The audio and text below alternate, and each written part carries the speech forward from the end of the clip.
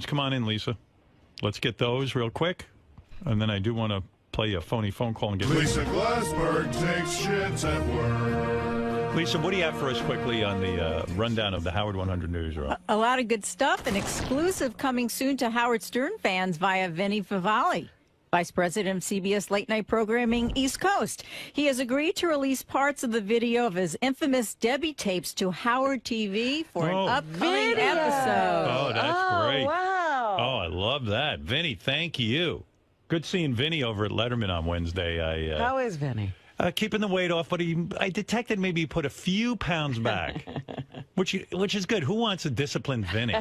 Hello, my Debbie. All I can tell you is, for those of you who have Howard TV, you are in for a treat. I have seen the Debbie tapes. See, I've never seen the video. I love you, Bambina. They are fucking crazy. I don't think I've seen Take a look. Oh, here we go. wow. Look at a little Vinny. 3 in the morning. I love you. I love you so much. You know? Oh, God. It's sometimes at the end of the day, I feel like I just haven't had enough of you, you know, and Isn't the visual great? I just can't wait to work It's together. creepier than just listening to the audio. Wait till you see when he pans down. He's in his underwear. Wait, keep going where he gets into his underwear and they start scratching his balls. Hello, my Debbie. Oh, that's all he gave you? Oh, Yeah, that's it. 30 seconds. that's all? That's it. It's better than nothing, but I need more.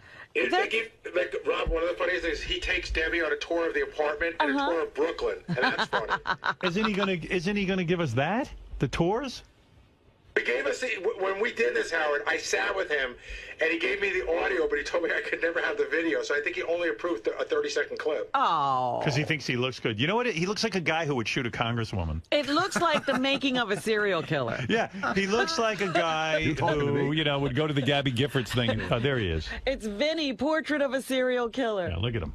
Oh. And that's Debbie, huh? That's Debbie. She's some hot tomato. Yeah. No wonder. Mwah. He has the same glasses, doesn't he? Yeah, Oh, never Debbie. changes. Debbie. Hello, my Debbie. Oh, Debbie. I love you. I love you, Bambina. Mia caro. Ti voglio bene, ti voglio assai, ti voglio fare amore con te. Oh. When you come to New York, all of this will be yours. He's living in a fucking dump. By the way, Scratching my balls. I caught myself. I won't do it again. I love you. I'll save that for you. This hand. You can scratch See, my now balls. that I'm not biting my nails, I have to Every find girl's something dream. for my hands to do. And, if you were here, you would benefit from that oh so much. oh, Wow. Put a man in love. Oh, my Debbie. I can't. At the end of the day, I haven't had enough of you. Oh, my Debbie. Oh, if you were here, you would benefit so much from me scratching my balls. Moving on. I'll save that for I'm you. going to pause 1 minute to change my clothes. And actually, not change my clothes, put on some clothes. You know why? I'm not dressed now. Look, this is what I'm wearing. Hold on a second. Look at this. By now, you've seen this shot before, so this is not going to shock you, but I'll give you another glimpse of my bod. Hold on. Oh. What's to come? 1 second. What's to come? A shot of my bod. Yeah, he's so hot. He's like 4 feet tall. Like stubby legs, hairy. The crucial head. Crucial head. I forgot about Crucial Head. That's the name of my band, by the way. That's if anyone wants to know the origin of it. Crucial Head Productions. That's not the Crucial Head, my Debbie. What an ass. God, what a Look at my ass. My ass. You know, girls love looking at a guy's ass. If someone sees this guy, All right, I can hardly hear it. You know what? That is, I mean, he's every congressperson, who's Yeah. ever sent a picture of themselves by telephone to a girl. Yes? Hello, my Debbie. Call my fucking house, you dumb motherfuckers. I got the fucking train on this fucking line. No, I know who the fuck this is, you fucking piece of fucking stolen bastard. You wanna fuck me? I love you. No! You not got my fucking number now, you sick bastard! I love you, my darling. You think I'm gonna not find out who the fuck you are, you fucking bastard? I promise I will try not to scratch my balls, but I'm definitely not I biting my don't nails. believe you, George. I love you so much, Debbie. Yeah, you love me, get the fuck out of here, you sick fucking bastard. Right, get off. Well, here's the catch. Yeah. He says he's only releasing part of the video and hopes to sell the entire video to raise money for his musical. We have to buy it. Nah. We just want it for free. How much money is he looking for, man? I think that, hey, Doug, that might be worth purchasing. It is brilliant. It's a great special. I'll host it. I'll talk to Vinnie. I'm going to try to get more. Yeah, he's got to give more. He's got to give. He's got to at least give us the tour of his apartment and the tour of New York City. Of Brooklyn. All right, Brooklyn. Excuse me. Not even New York City. Oh, Debbie, I just want to show you what Brooklyn looks like where you'll be living. He had one stipulation, Howard. That was to plug his show. Of course. All right, so go ahead and plug it. I don't know what to say about that fucking show. Yeah, 𝗫𝗓𝗏𝗍musical.com is his amazing show. Nice plug. Hereafter Musical is Vinny's plug. 𝗫𝗓𝗏musical.com. Oh, Debbie. See, now that I'm not biting my balls, I have to find something for my balls to do. And, oh, if you were here, you would benefit from that so much. Oh, so much. A man in love. Have you ever heard a voice like that? Oh, so much. You haven't been loved by a man like that, Robin. I don't think I've loved a woman like that. Oh, if you were here. It's like his love voice. Oh, if you were here. He kisses the microphone. Goes, Mwah. Mwah. Oh, if I was a girl, And then I'd he shit. starts mumbling in that Italian of his. Oh, Maradona, come on. Get cooking up in Yemen. Oh, my Debbie. You know, I don't think we ever talked to Debbie about the tapes. Yeah, well, Debbie's still in fucking shock. That's her life. Oh, Debbie. Sometimes at the end of the day, I feel like I just haven't had enough of you, you know, and I just can't wait till we're together. Right. It's Friday, October 26th, 3 a.m., and about an hour ago, I finished dubbing all of the home movies from my parents' trip this past summer.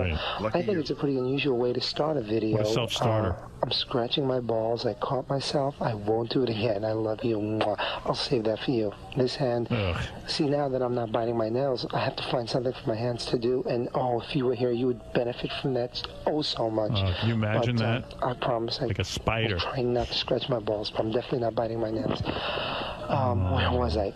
I'm starting the tape by saying goodnight. I feel so much creativity in my mind right now. I'm going to go to bed and it'll probably that creativity be an never hour paid before I off. sleep because I've got a lot of ideas I want to do for this videotape. If all goes well, this might be the best videotape yet. Anyway, I it's love the you. best for us. I Anyway. love you, my Debbie. How did she not run away let's do from the him? end of the tape. I plan on putting some stuff that I think you'll like. As well. How did she not go? as This guy is nuts. A look at your First of all, He had the right girl. he hadn't even met her yet. He just That's talked to what her I on the was phone. going to say. I was like, what is I forget the trajectory, but I think they didn't meet each other for like a year. Yeah. It was a wrong phone number. And this is what it blossomed into. Oh, my Debbie. Debbie now lives in that tape. Like, that's her life. Oh, Debbie. I'm biting my nails. I'm not biting my nails. I'm thinking about biting my nails. I'm biting my balls. Oh, my God, my balls. I haven't scratched my balls. Oh, if my hands were on you. Oh, Debbie. Fuck. He should just he should have just killed himself. He's miserable. Oh, my God. Closets. Bits and pieces. Like I said, my mind is bubbling. This may be the best one yet. It's I love creativity. you, Debbie. Mwah. It's 3:18 now, and I'm going to go to sleep. Next time you see me, it'll don't be go. Saturday. Don't know what time, but it'll be Saturday, and we'll be continuing fun with life. this tape. I love you, my darling. Mwah. Ciao. I'll see you tomorrow morning. If you were dating him, wouldn't you kind of be like, what's with this fucking guy? But you're not dating him. It's a guy you talk to on the phone. Yeah, but wouldn't you be like, what's with all the tapes? Isn't he motivated to go out and get himself together? He's making this tape. He's cutting the vacation tape for his family. What about a job? Lisa, if a guy ever sent you a tape like that, would you just be mortified? I'd be scared. You'd be scared, right? You would call police. That's what I thought. Debbie married him from that tape. But do you really wind up in extended conversations with wrong phone numbers? It could never happen to you. Right. Wow. Debbie, Vinny's wife. Debbie's on the phone? Debbie? Hello, my Debbie. Yep, I'm here. Hello, my Debbie. Hello. What's up? Hello, my Debbie. I guess I'm sort of calling to defend myself. I do say I come off like crazy for falling in love with a nut. However, I will say that, I don't know, love was different in the 80s, but those tapes were very romantic to me. It's crazy. Yeah, crazy. Well, crazy. However, I had been married to the guy for 27 years. I know. Listen, it's worked out great. Worked. And I know Vinnie, and Vinnie's a great guy. Don't get me wrong. And I mean, it's amazing that you could watch that tape, You though. probably saved him from being a serial killer. That's what I'm thinking. I mean, You know what? when a guy sends you a tape of himself in his underwear and talks about scratching his balls and how hot his own ass is and, like... I know. You know what? I don't know what I was thinking back then. I can only tell you that I was a Jewish Southern girl raised in Savannah, Georgia, moved to Los Angeles, California, always wanted to marry an Italian guy. And then I got to a point in my life when I didn't even want to get married anymore. And along comes this wacky guy who's so funny, who makes me laugh. Right. Really I know. It's just the tape is a little frightening. I mean, knowing Vinnie now, I know not to be frightened. But back then, if I saw that tape and, like, you were my daughter, I'd go, look, I don't like this guy. I don't like what he's about. I don't like him sending tapes to my daughter in her underwear.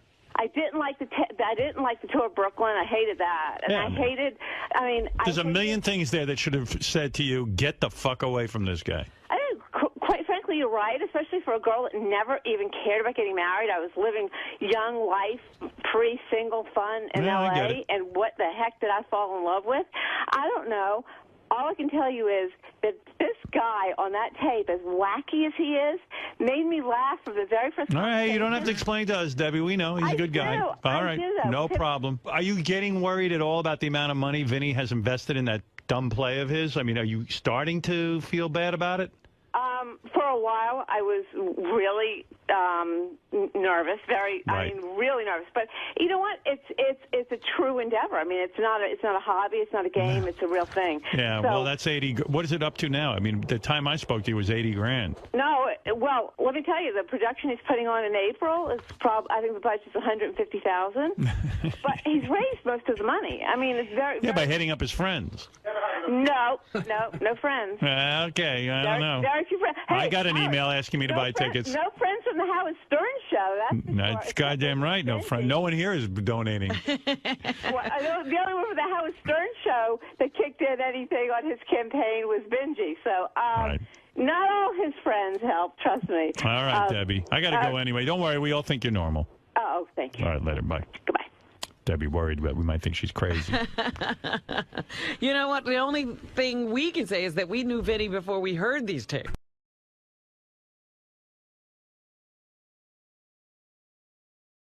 You don't even seem to understand the show.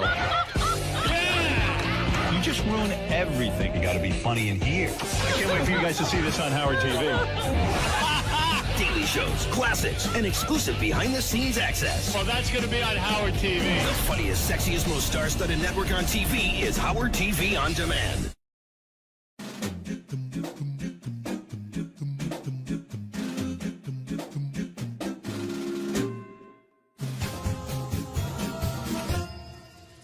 Hey Stern fans, welcome to Fine Time, the show where you, the fans, get the opportunity to ask questions and interact with your favorite Stern Show staffers, whack packers, and celebrity superfans. I'm your host, Rachel Fine. Now, my guest today is one of the hardest working executive producers in the history of radio. He's very well read and continuously improving his education. He is a proud former Marine who served our country in the first Gulf War, and he has run for city council. He is often the target of Ned's song parodies, and he was once arrested for a live on-air stunt in which a pig was slaughtered.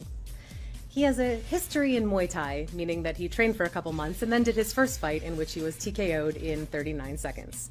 Howard once called him one of the best in the business. Please welcome from Bubba the Love Sponge Show, Brent Hatley. Thanks for joining us, friend. Hi, how are you? I'm good, how are you? Outstanding. It's good to see you. It's good to see you. It's an honor to be on your show. You guys do a great job. Thank you. I'm so happy to have you here. We had lots of questions come in, and I'm excited to ask. Sure. Fantastic. First one comes from @Kovac8. @Kovac8 asks, who are you endorsing for president of the U.S. and why? That's easy. Ron Paul. I've been a long-time Ron Paul supporter because he's the only one that is truly anti-war because you don't really understand how brutal war is until you go. Yeah. Ron Paul was a surgeon during Vietnam, and I think he understands why he's anti-war and why he's not for interfering in other countries' business, number one. Number two, he wants to legalize marijuana. So what else do you want from a presidential candidate? I don't understand how he's not winning, but that's my endorsement is Ron Paul. Excellent. Next question comes from @Cindy23. Cindy asks, has there ever been a moment on the show where you said to yourself, okay, we really screwed up this time and we will be in a lot of trouble? Yes. I think I kind of got that feeling the day when you talk about the hog incident. I kind of got the feeling that day. Matter of fact, I was the one that was outside. I was on the cell phone reporting it. And I didn't really, like, while I was in the moment, get that feeling. But afterwards, like, because we were in a big building with salespeople and human resources and, like, corporate America. And the reaction of some of the people in the building, I was like, this is going to be trouble. I didn't know it was going to be as much trouble, but I thought it was going to be some trouble. You felt it coming. Yeah. Do you regret it now, looking back? Of course, yeah. I don't think we should ever do that again. But on the brighter side, we were acquitted, and our show has never not been number one since we did that. So it had some good upside to it as well, but we just wouldn't do it again. Gotcha. Next question comes from Martin W. Martin asks, have you ever considered a serious political run? Yes, I just ran for city council in the city of St. Petersburg in District 3, which is where I live. And in 3 years, I'm going to run again. And this first time was really, I knew I wasn't going to win. I was running against a longtime incumbent, but he's out, he's termed out, and it'll be an open seat in the next term. But I needed to run this last time just to get the feel of how the political process works. And I did learn. I learned a lot about how the political process works and how to get elected. So I think I will succeed when it's an open seat. And will you be running on the legalized marijuana ticket? Well, see, that's not in the purview of city council. If it was in the purview of city council, yeah, that would be my position. But my position right now is we have red light cameras in St. Pete, and you get a ticket before you get a chance to even, argue your case in front of a judge, and you don't get your Sixth Amendment right to cross-examine your accuser because it's a camera. Right. So my thing would be getting rid of red light cameras. I think that's a step towards European socialism when you start putting cameras on every corner. So my big thing would be more freedom for everybody and no dogs chained up in the yard. I love it. That's one of the ordinances I would make is you cannot chain your dog to a tree in Florida outside and just leave it in the yard. I think the people need to vote for him. This is an excellent platform. Next question is from Angelo Valencias. He asks, what is the most bizarre setup you ever had to prepare for regarding an on-air bit? It'd have to be the rat milkshake. He's holding the rat by the tail and it's circling over the blender. This is a dead rat. This is as dead as it gets. I swear to God. This is bona fide, man. I swear to God. That is the nastiest rat I've ever seen. I swear to God, I am going to puke. Now, they're going to blend it. I will puke. I swear to God, I'll puke. I had to go out. There's actually a place in Florida, believe it or not, called the Rat Farm. And I had to go see this redneck named 𝗛𝗵cie. Awesome. And what he would do is he gave me, they farm so many rats, a certain amount of them just died just because. So he'd give me the rats that had just died of natural causes, and I'd have to go pick up the rats from the rat farm to come back to be able to do rat milkshakes on the air. So that's the most bizarre by far. Yeah. Amongst many bizarre things that we've done, that was the most bizarre for sure. That sounds like it. Next question is from Eric P. Eric asks, are you still into Brazilian Jiu-Jitsu? I love it. I would love to do it. I'm out of time. We do 2 shows a day. Plus I do a sports show every other week. And then every Friday I do a talk show on serial killers. So I'm really, really busy, and I wish I could train more. I may take some private lessons. Rob Kahn was talking to me about coming down and doing some private lessons a couple times a week. Right now, for those of you listening, Hoyce has Brent in a back triangle, and he's squeezing the life out of Brent. But I still love Brazilian Jiu-Jitsu. It's great exercise. It's a great lifestyle. It's a healthy lifestyle. That's what I like about it the most. Yeah.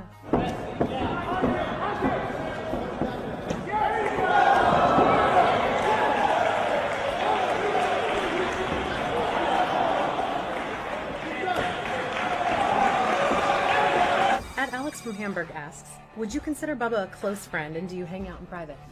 Yes, he is a close friend.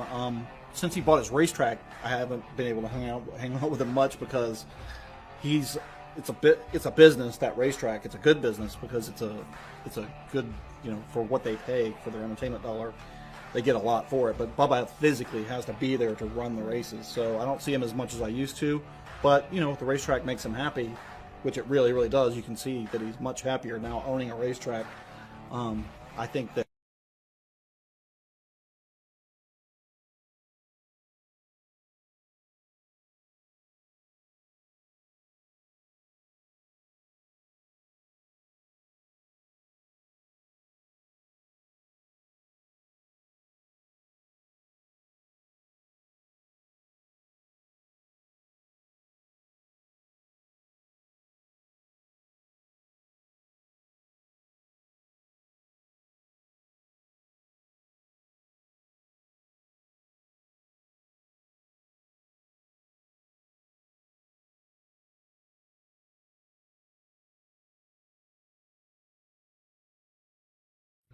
At Dave Lampert 28 asks, what is the worst thing you have ever done to piss Bubba off, and how did he react?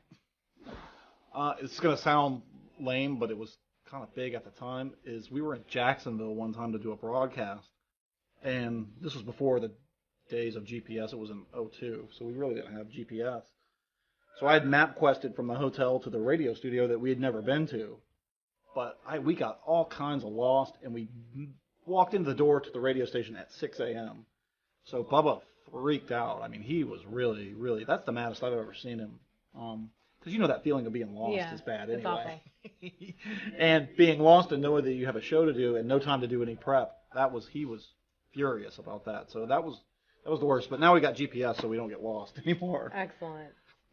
Next question is from Perry R. Perry asks, who is better on the radio, Howard or Bubba, and what does each bring to the table?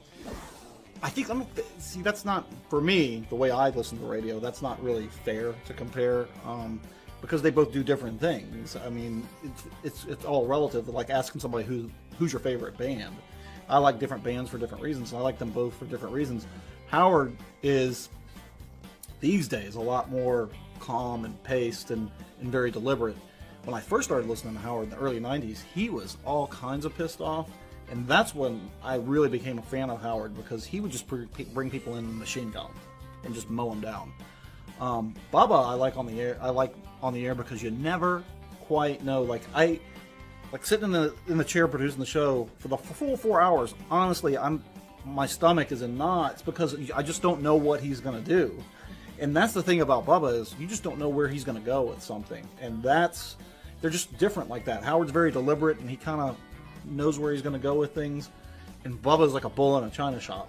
So they're different, and you can't really say one's better than the other. It's all relative, and I've got a lot of respect for Phil Hendry too. I mean, I'm a huge fan of his, but they all three do different things, and I think that just like music, you've got to appreciate each air personality for what they do. Absolutely. Next question comes from @Zuba. Zuba asks, if you had the chance to take over producing Howard's show, would you leave Bubba? That's a tough question. It really is, because I got a lot of respect for Gary. Gary's a good friend of mine. I love Gary. I really do. And everybody that works at Howard's show does a great job, and they've all been fantastic, just great to me. That would, it would be tough for me to live in New York City. It would. We have a lot of room here in Florida, and Bubba kind of leaves me to be a little bit more autonomous. So I don't know. It would depend. Bubba's been good to me, so it'd be hard to leave Bubba after he's been so loyal to me after all these years. But Howard's also been great to me as well. So I would do it if Bubba didn't have a show anymore. Fair enough. And Gary was not working there. Yeah, I would never take Gary's job. I'd never step on Gary's toes. Gary's a great guy. He really is. People give Gary a hard time, and I know it's fun to goof on Gary, but Gary, deep down, is awesome. I love Gary. Awesome. I want to thank Fred for taking the time to answer the questions that you, the fans, submitted. Keep sending your questions in. You can tweet them, you can Facebook them, you can email them, you can even send a video submission. Remember, this is your show, so don't screw it up. Until next time, I'm Rachel Fine, and I hope you had a fine time. I had a fine time with you, sir. Thank you. That's fantastic. It's enlightening.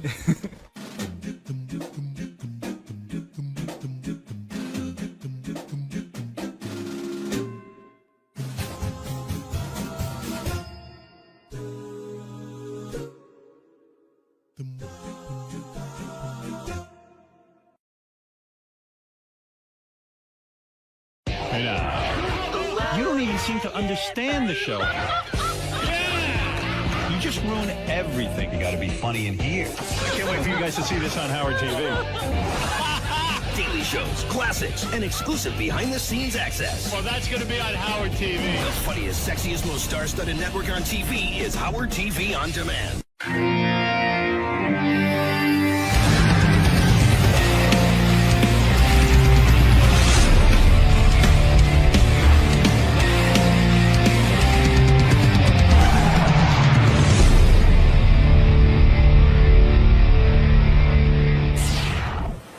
Good morning, Richie. Morning, morning. Welcome back. Hey, great to be back, man. It's been a long time, baby. Yeah, it's been a number of years, I think.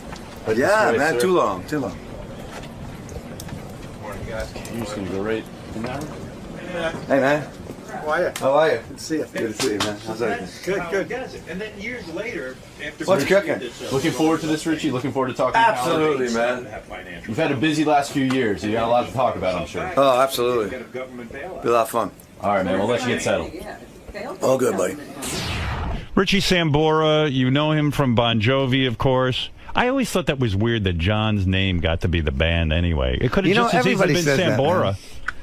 Sambora's a good name for a band. You know what happened? When we were kids, it's like we really tried to find a name. Right. A different name. Right. And we couldn't. And John, I mean, we really tried for like months, man, and they all sucked. Did anyone ever say Sambora? No. No, they didn't, man. But you know, Howard. Yeah. By the way, you look very. You know what the great thing about making a solo record? Yes. You can actually name the band anything you want. And what did you name? So the band? we're just kind of rolling with a few names here. Sambora. The first name was the Disgusting Rabbis. Oh, I love that. I want you to help. You got any ideas? That's it. Disgusting Rabbis is That's an unbelievable name. How about, what's the other one here? We have Satan Castro and the Exiles. I like that one. No, I don't like it. How about Satan Castro and the Exiles? What are you talking about? Bon Jovi? How about the Katy Perry Dancers? Oh, that's funny. Richie Sambora and the Katy Perry Dancers. I like that. What else we got? We got the Fine Coxmen.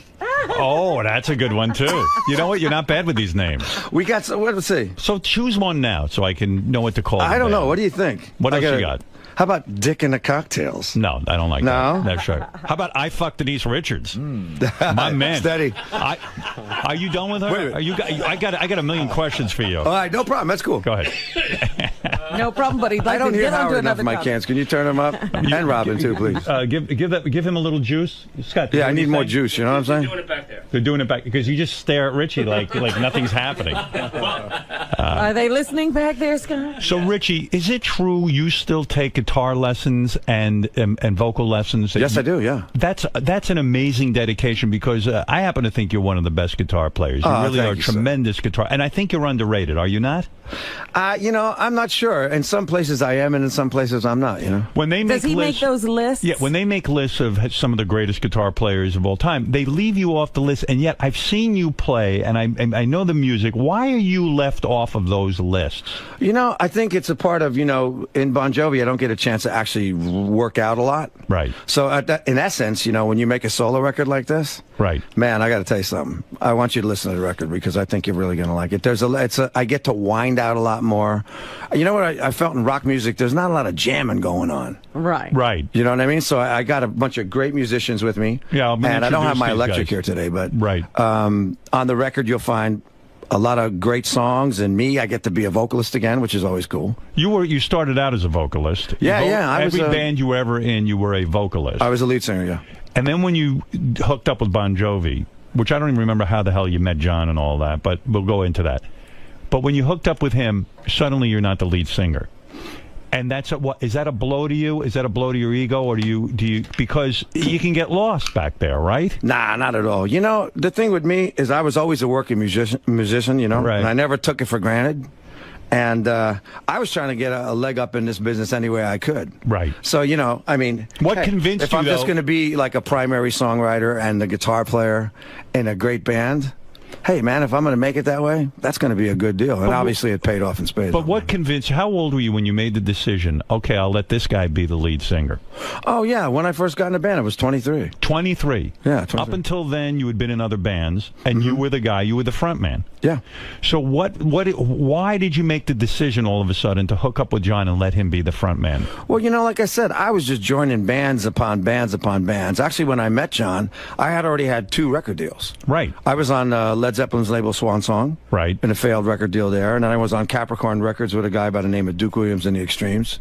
Was that a solo deal, or you had, in other words, you had a whole band that? Yeah, there was a band, and I was an Extreme in that band, so I wasn't the front man in that band particularly. Right. But all the other club bands I was in and all that stuff, you know what I mean? When you were a young guy in Swan Song, which was Led Zeppelin's label, I remember that label. It was the coolest label ever. Even looked cool. Oh yeah. When they sign you, do you think that's it? I am now going to make it. I am going to be famous. Absolutely. And then when it doesn't happen, is that the biggest blow in the world to your head? Absolutely. But you got to keep on going. It's like I made 3 records before I started my own independent label before I met John. Did you graduate high school?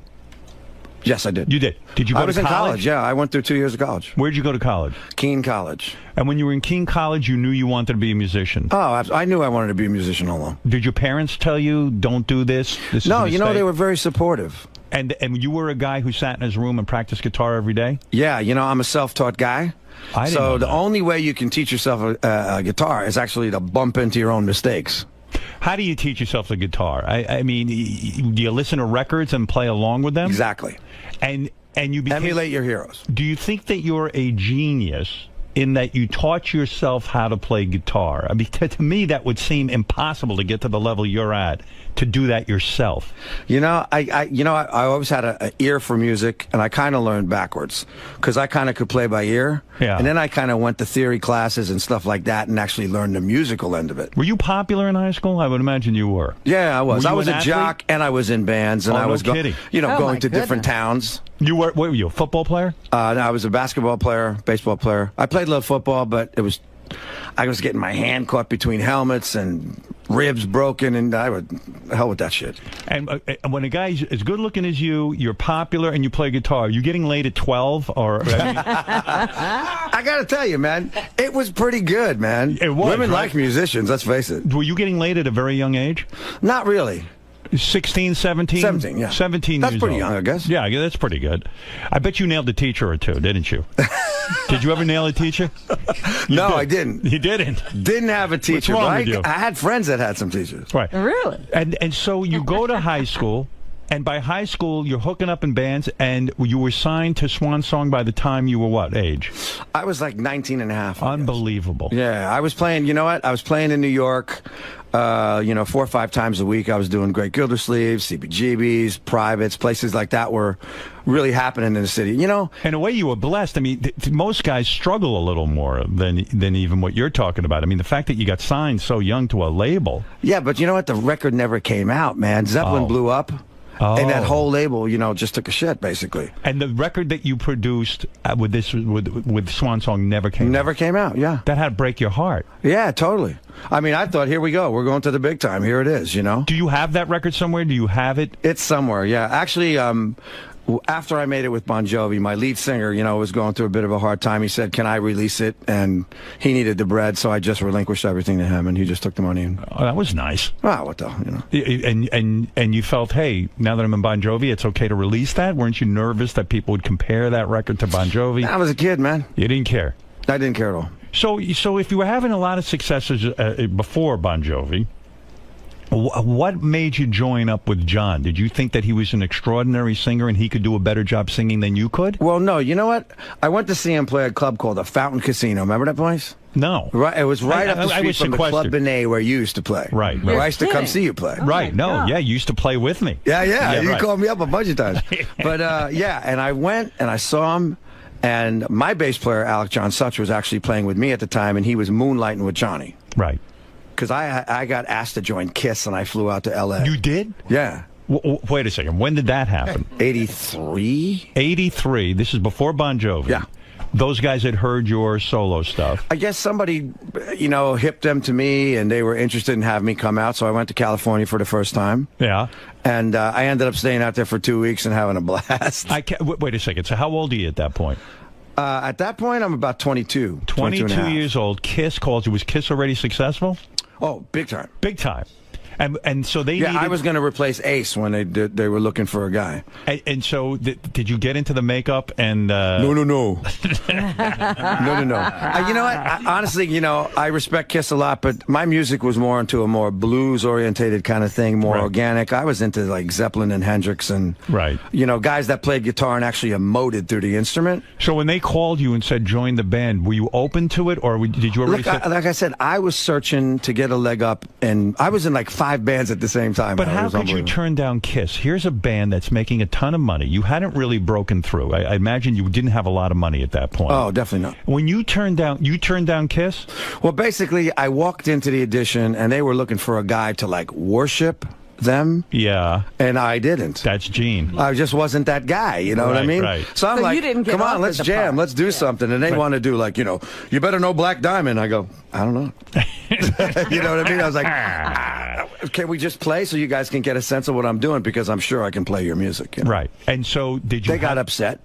You're kidding. Yeah, they got a little upset. That seems very professional to me to say, let's see if we can bond here. Let's see if they got a little upset, but it was really funny because, like, fast forward a little bit. Yeah. Our first tour in Europe, we opened up for Kiss. Yeah. And we laughed about it a lot. Yeah. So you went there for 2 weeks. Gene, I guess, is the big ego. Who you're not sucking his balls enough. You're just being you're being Richie. No, they were both pretty cool to me, but I think they were, like, taken aback that I wasn't, like, so into them, like I was just like... But to think about that in your life, let's say Bon Jovi had never worked out, you would have been kicking yourself in the head the rest of your life, because joining Kiss would have made you a multimillionaire. I mean, what you are now, and it all worked out. But it does take a lot of balls to turn down a band like Kiss and not sit there and suck their ass a little bit and get in the band and make a fortune. It didn't seem authentic to me for some reason. That's beautiful. But it's true, though. I swear to God, it just didn't seem you. authentic to me, man. I was like, as an artist, I was moving in a different direction already. Yeah, wouldn't it have killed you to play music that you really didn't care about? All the guys in your band right now are looking at you like, what the fuck is wrong with you? They would have taken the Kiss job. They'd take the Kiss job in 2 seconds. Like, man, you must be fucking maniac or something. Let me at those balls. So when you go out it was on Kiss's dime, you go out there for 2 weeks? Well, you know what happened? I was actually... I used to be jamming with Sylvester Stallone's brother, Frank. Oh, my. Sylvester Stallone's brother. No kidding. Frank. I used to, like, play with him so I was actually staying... At Frank's? I was, like, at Sly's house, actually. Wow. And he wasn't there. Right. He might not even know that, so he's going to kick my ass when he hears about this. So do you tell girls, hey, this is my place, why don't you come Yeah, right. over? I took his pictures down and put mine up. And so you went out. But yeah, no, I was having a good time with some California girls out there, and I picked up a couple sessions. Right. So I decided to stay out there for a couple weeks. Right. When you say you picked up a couple of sessions, you mean you were a session musician. You would go out there, and people would pay you to sit in with a band or whatever. Yeah. Guys I knew, kind of hooked me up with some people, and I was lucky enough to stay out there, make a little bit of money so I could actually stay out there and get home. So when did you start taking guitar lessons? When you were in Bon Jovi? No, I was. My first guitar lesson was actually I was 52 years old. No kidding. And who can really teach you? I mean, there's a teacher say to you, "Look, Richie, what can I really teach you?" You're holding your hands the wrong way. No, check this out. Why would they fuck with what you do? I walked into this my favorite vintage guitar shop in California, and this guy was playing with his back towards me, and he's playing acoustic guitar, but he sounds like 2 guys. What was he playing? Tell me what he was playing at that point. Just some piece, this acoustic piece. Right. But he sounded like 2 guys playing at the same time. Right. So I kind of walked around in front of him. I said, what are you doing, man? Yeah. You got to teach me how to do this. This is, like, sick. I said, I'll be back in 18 months. I'm going on tour. But when I come back... I'd love you to teach me. So he gave me his number. He happened to be a cat by the name of 𝗏𝗁𝗲𝗄𝗏, who used to be in McCartney and Wings. Right. But he was also now the acoustic guitar player of the year. Right. And he was working with all these different alternative tunings. So I started to work on him with those. So, now there's always more you could learn. That's the great thing about music. He wasn't opposed to teaching you and giving you his secrets, so to speak? No, not at all. Because I think it was more of a give and take. I also was teaching him a little bit. Right. And he was teaching me. When but you say honestly, guitar it lesson, was though- something that was alien to me and I never did before. But when you say guitar lesson, you have to pay him to teach you, right? Sure. Yeah. So what does How the guy much does charge he Richie charge? Sambora for a guitar lesson? I mean, You know, Howard, if I I don't see even, you, I don't even look. So it doesn't matter. I'm like this. Sign a I'd be, check. Mr. Sambora, that'll be 50 grand. For Yeah, your no. lesson. It ain't like that, you know? Right. He's a good guy. So when you got into Bon Jovi, suddenly it's a new world for you. You're not the front man, you're not the lead singer. So now that you have an album out where you're singing lead, it feels good to you, right? You can show people what you can do. It's, you know, it's a whole different energy. You know, I give good band. Right. You know? And I always was a team player. Is and I this like a to band do what that. I'm looking at? Are these guys in your band? Yeah, or these is guys it- are the guys I made the record with and in my band, yeah. Oh, no kidding. So in other words, this is not something where you just hired some musicians for the day where they're going to play with you. No, you know, the excellent thing about this record, it happened so organically. And from the writing process up, and when we took it in the studio, we sounded like a band immediately. Right. And we just started to roll. And that's why I left all the jamming pieces on this record. You know, because, I mean, now people can get a chance to hear. I mean, like, you know, when we were kids, we were growing up with Zeppelin and Hendrix, and they were jamming on records. Right. So people would get to hear me play extended guitar solos. Did you go to John and say, I'm doing a solo album, and did you say to the rest of the Bon Jovi band, look, I'm going to go do this thing? Do you have to get permission in a sense? No, you just got to tell them, you know. We've always been supportive of our individual endeavors, you know. What is going on with Bon Jovi? Are they together? Dude. I've been a busy boy this year. Check this out. Right. At the end of this record, I started writing with John for the new Bon Jovi record. The new Bon Jovi record's done. Oh, it's all finished. It's all finished because now I'm going on tour for the next 3 months. With Bon Jovi? No, with this band. record. Yeah, Richie Sambora Band. And so And the Disgusting Rabbis. When you, I love that name, by the way. Well, when you Cock and the Doodle Doos, man. Is it hard for you to go on tour now with a new band because you're not playing to stadiums, you're not playing to bigger crowds like that? You have to play to guys, you know, you're starting out in a sense, right? No, you know, I'm playing great theaters, man. You are. All over the world. We put the shows on sale, actually before the record came out in Europe. Right. And the tour sold out the first day in pre-sale. Oh, no kidding. Yeah, yeah. So, but it's not a stadium setup like when you play Bon No, we're Jovi. just playing cool theaters. But you enjoy that. Absolutely. No, that's great. You know, I mean, I don't take anything for granted. I mean, obviously, every time you walk out in front of a stadium stage, I mean, it blows your mind. I don't care no matter how many times you do it.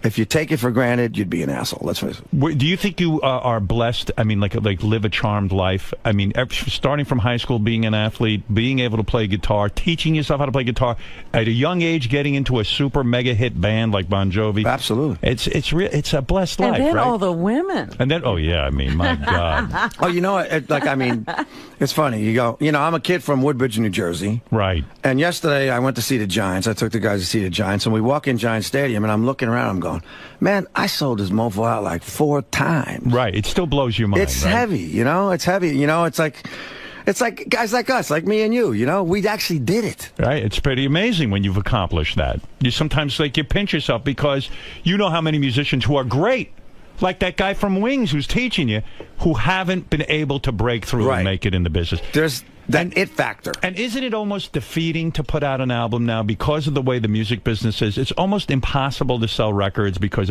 all music is exchanged for free almost.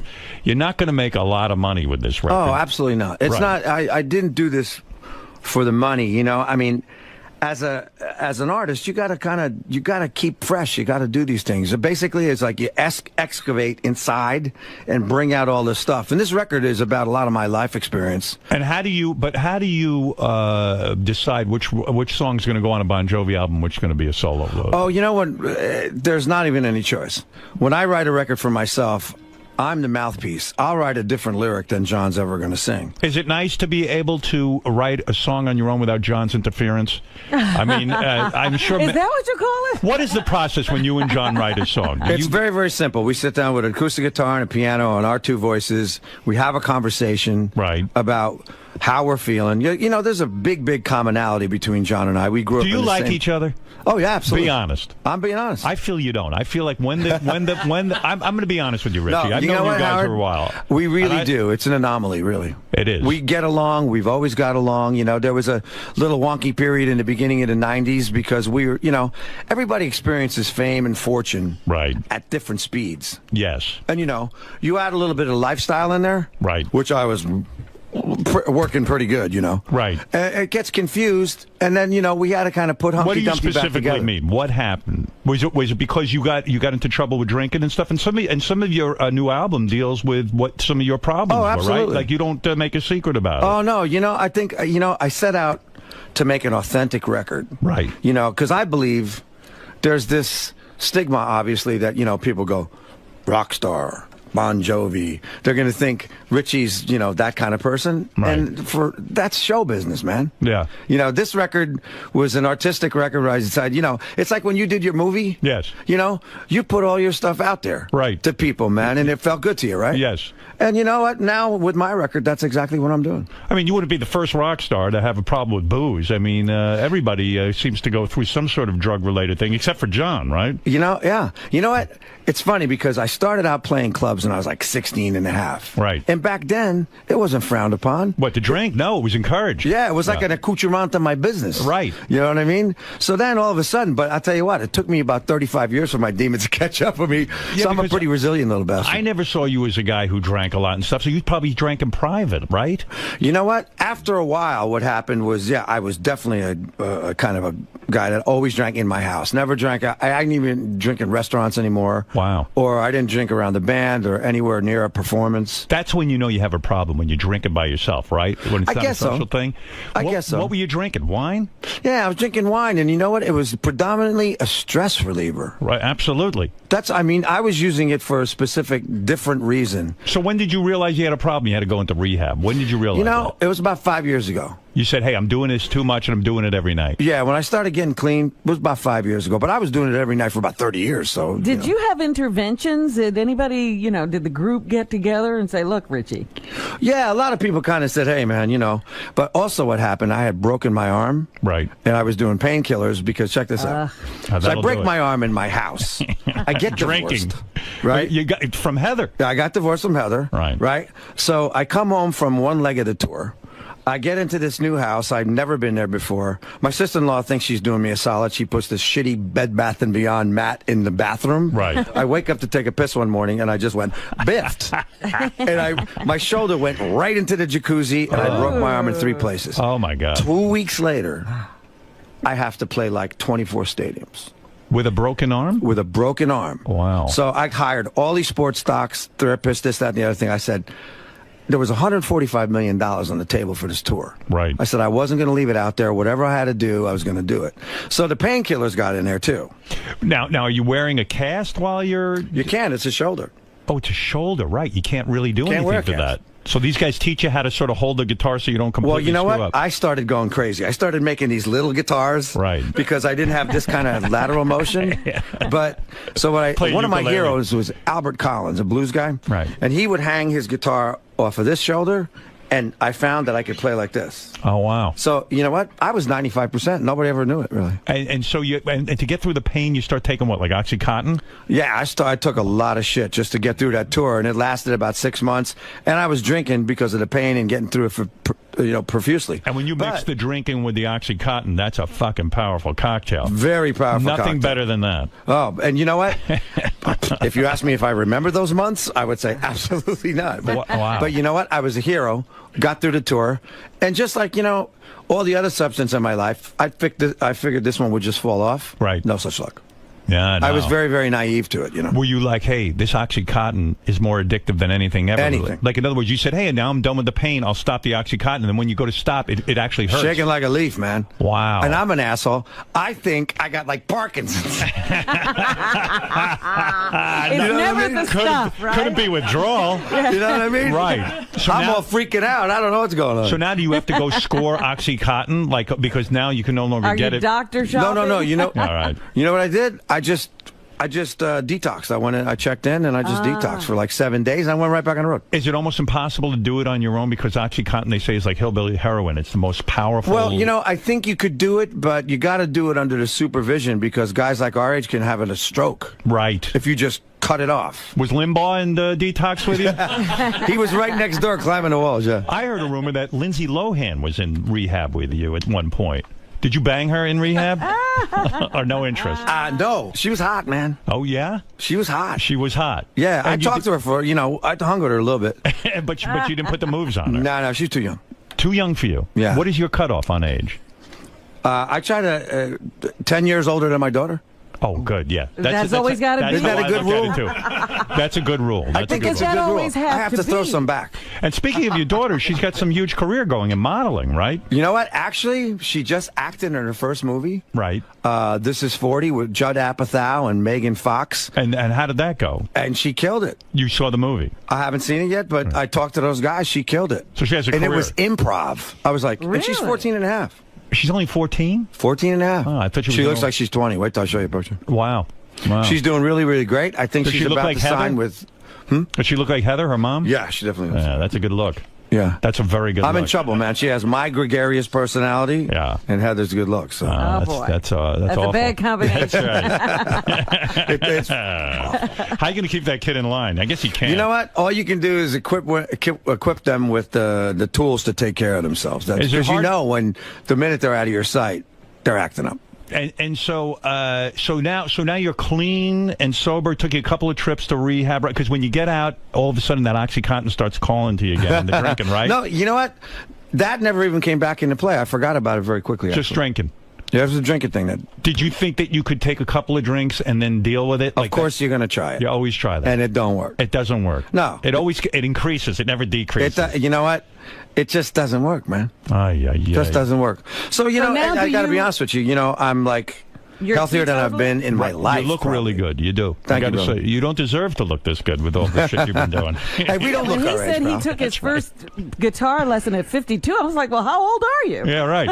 Well, the thing is, that keeps you young, too. That's right. Anytime you're learning something new and evolving like that, man, that just keeps you young. Yeah, it does. So you're feeling good about a new record, and you're clean and sober, which is he a awesome. teetotaler? He doesn't do anything. You don't do anything now. Like if I go to dinner with you, you ordering a club soda?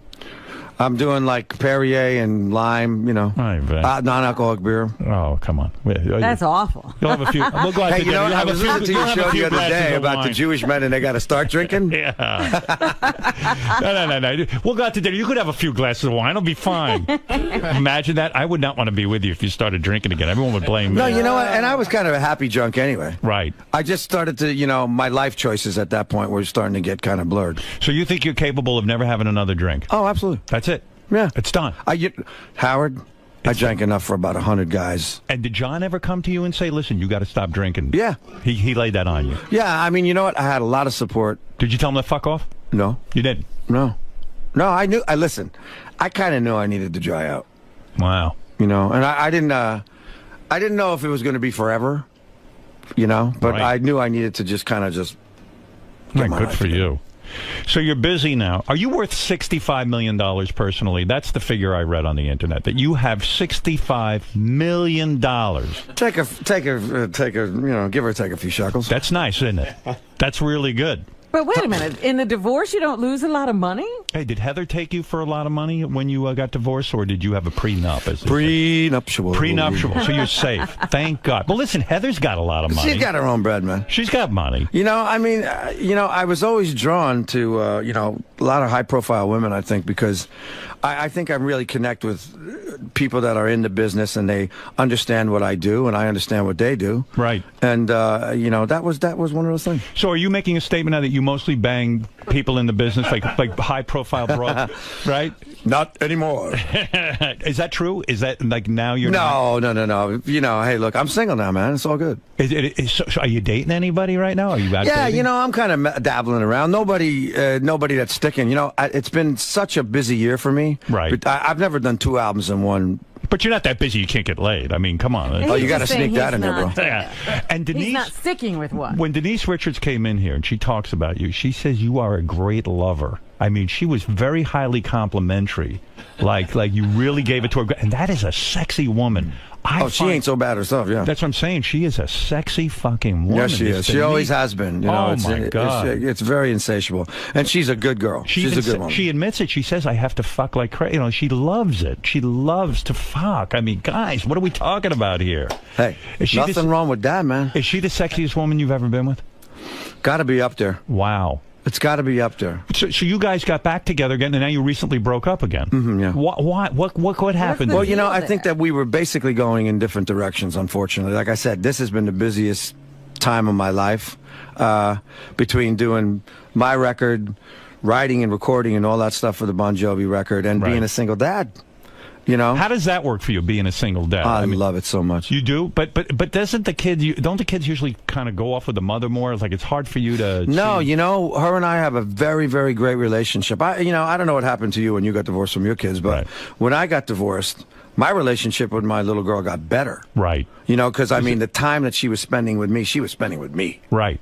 And you got to do stuff on your own. Oh yeah, there you go. There's a picture of the two of you guys. Look at that. Very nice. Oh. Yeah, there we go. Look at you.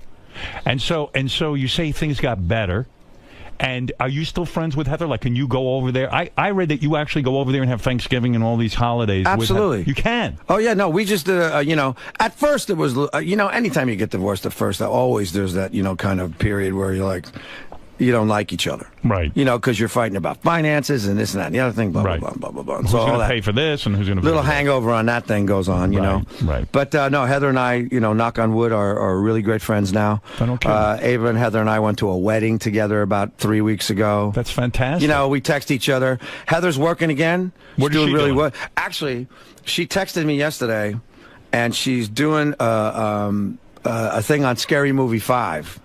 Oh, no kidding. Where she plays the mom of the Black Swan, and it's funny as shit, man. Have you ever gotten to the point, post-divorce, that you've had sex with Heather again since the divorce? Would the two of you ever go back there once in a while? I don't think so. You don't think so? No. It can't happen. I don't think so. That line, huh? We can't cross Too much that water line? under the bridge, baby. Too much. Yeah. Like, it's never been a night you're all hanging out, it feels good, your daughter's, you know, hanging out, the kid goes to sleep or goes out with her friends. You're not and all of a sudden you go, you know what the fuck? You know what? Let's just go to bed. You're Heather Locklear, I'm Richie Sambora, why not? Why not? I can't say the thought hasn't crossed my mind. Right, why but not? No, you know what? I think, you know, you got to leave what's in the past, and, you know, you don't want to start churning up that thing again, man. I heard what came between you and Denise was that she was still in touch with Charlie Sheen, and Charlie's a big pain in the fucking ass, and you had said, look, man, I can't be with the chick if she's going to hang out with Charlie, because it's too fucking crazy, that whole scene. Nah. True or false? False. Really? You know Absolutely Charlie false. at all? Absolutely. Charlie and I are friends, man. Oh, you are? And we've always been friends. Me and him used to hang out in the old days when we both were crazy. Right. Oh, you did? Oh, yeah. You can man, hang yeah, with he Charlie scared the hell Sheen? out of me, man. I used to have to leave sometimes. You weren't that crazy. I wasn't as crazy as him, yeah. He's crazy. Yeah, but you know what? He's a really good guy in a good way. Right. You know what I mean? If you hang out with him, he's a real man's man. You talk about sports, you know, you hang out. Were you ever in the home when he has all these women and the parties and the hookers and the goddesses? You know, I never was. I always used to go out with him. I would meet him somewhere. We'd go to some parties, you know, go out to dinner, things like that. You two must have been up to fucking shenanigans. Oh, it was fantastic. Unbelievable. Like the kind of shenanigans we did, you know, in the old days too. Yeah, well, me and you. I never had shenanigans like that. I mean, you know, what did I do? Nothing. Do you think Kiss is upset when they're listening this morning and they're going, man, we should have taken... No, I think they're quite well off. Yeah. Don't you They got more money than me, bro. Would you say that... Like a lot more money. Well, yeah, because they charge... They build caskets. Is there ever going to be a Bon Jovi casket? I doubt that. When you... I mean, I'm a whore, but not that big. They are the real whores of the business, right? It's unbelievably... They're not ashamed at all of taking every dime. Oh, no, they're shameless, man. Sometimes you have to say to yourself, hey, I'll pass up on some merchandising, right? Exactly. You have to. But think of the arguments you would have gotten into with those guys had you joined Kiss. What a different life it would have been. Oh, yeah. Incredible. Yeah. Remarkable. Well, let's get to the new single. So this is very personal, this song to you. What song are you going to be doing for us? Here's a song called Every Road Leads Home, and it seems to be the impact track that everybody is kind of going towards these days. Right. But interestingly enough, you know, I decided to go with an independent label. Okay. Which is interesting because the business is changing, obviously. You know, obviously social media and downloading is really what's going on. Right. And I also wanted to make the record I wanted to make artistically. Right. And, you know, obviously there's going to be a commerciality in it, but there's a lot of jamming in this. So you're getting the acoustic version of this stuff, but people are reacting to this track. Now, some have interpreted this track, Every Road Leads Home. Home being Denise Richards' vagina. Oh, my God. That's true, Robbie. Am I right, Richie, on that, or is that a misconception? It was actually, it's actually me being on the road coming home to my daughter. Actually. Oh, how boring! I thought it was about the niece. You know, you got to tell me what she's like in bed. She's lovely. She talks up such a good fucking story here. What are you gonna do, man? I mean, you know, she's hot, and she's a freak. She describes, she's blowing her. You know, she describes the whole thing. She loves anal. She loves anal. She told me. I just work here. I know. Are you into anal? I mean, giving it. All right. So this song that Richie's going to do. Giving, of course. Yes. All right. It hurts when they receive. Oh, my God. I mean, if you would write a song about how you manage to last when you're in bed with Denise Richards and I blow off right in 2 seconds, I would listen to that song. That's another song you should write. All right. Listen, Richie, so this song. Next time, before I write a song, Howard, I'm going to consult you first. Please do. So here's the song. Let's listen and see if we can understand what Richie's trying to say to us in this song. Yeah, no problem. It's called Every Road Leads Home to You. All right. Here we go.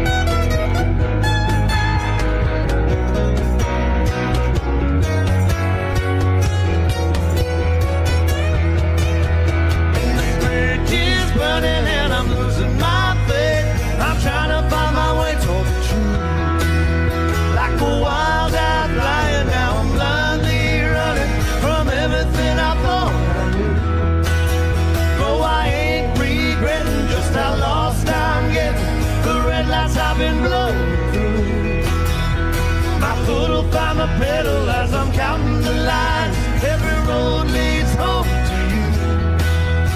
Every road leads home to you. Home to you.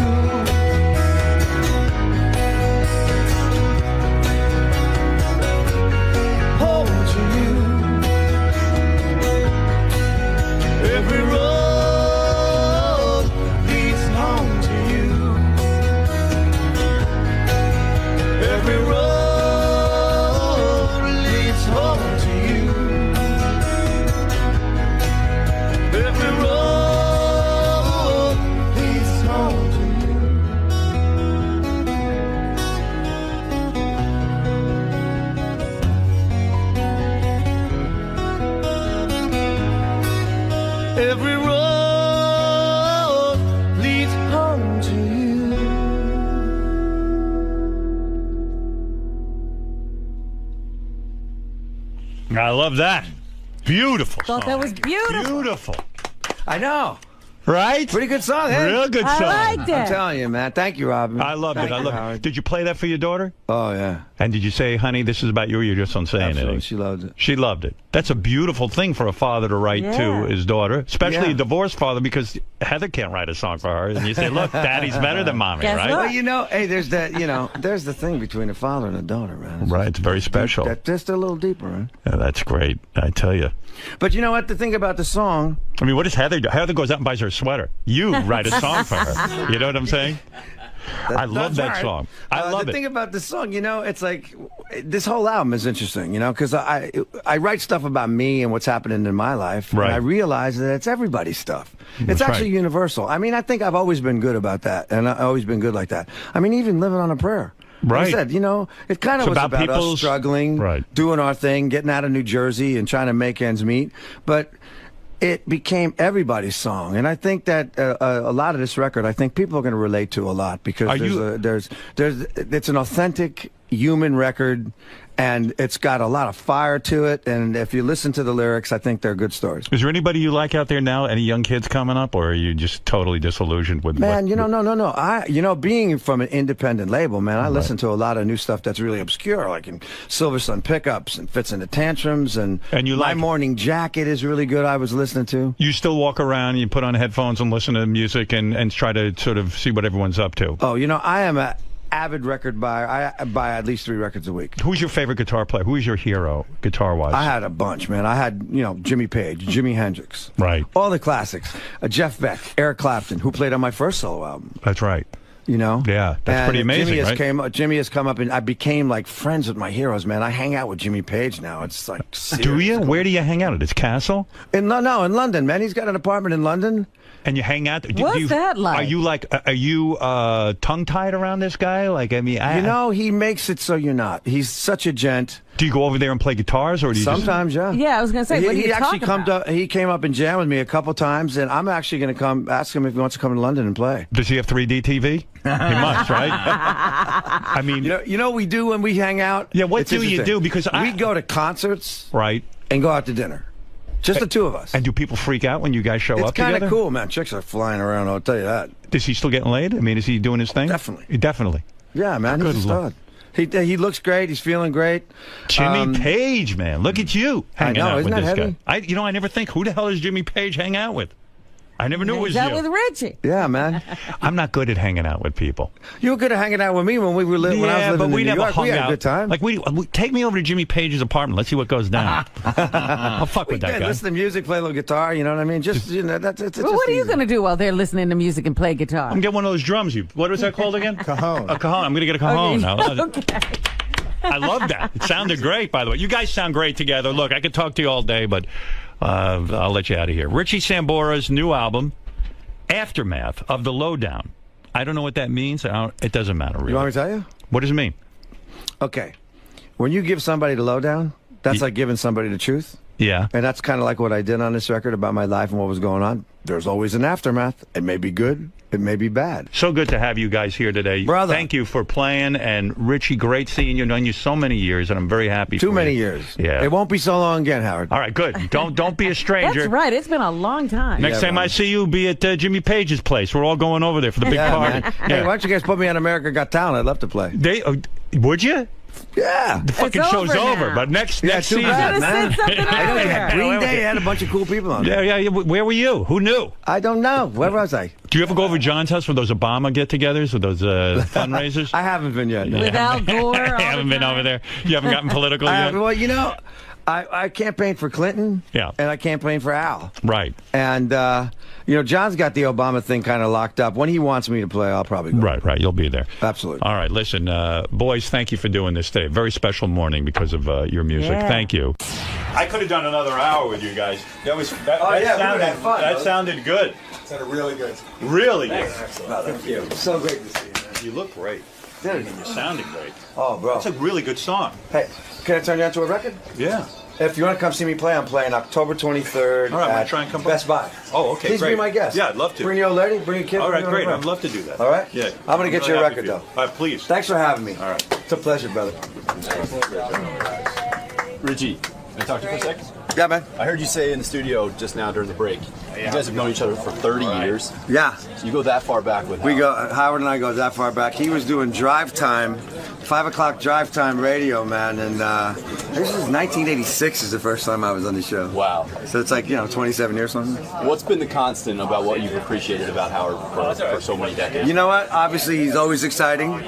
You never know what he's going to pull out, but that's what I like, I mean, and I think that, he's really about rock and roll. And I live rock and roll, so there's a lot of commonality. So we always have a good time. And actually, when I was living in New York, Howard and I would actually get together and go out to dinner sometime with our spouses, and we always had a great time. So I think we became friends after a while also. Different professions, but you share the same spirit. We share the same spirit, for sure. All right, good luck with the new album, Richie. Thank you very much. Thanks, man. All right, man.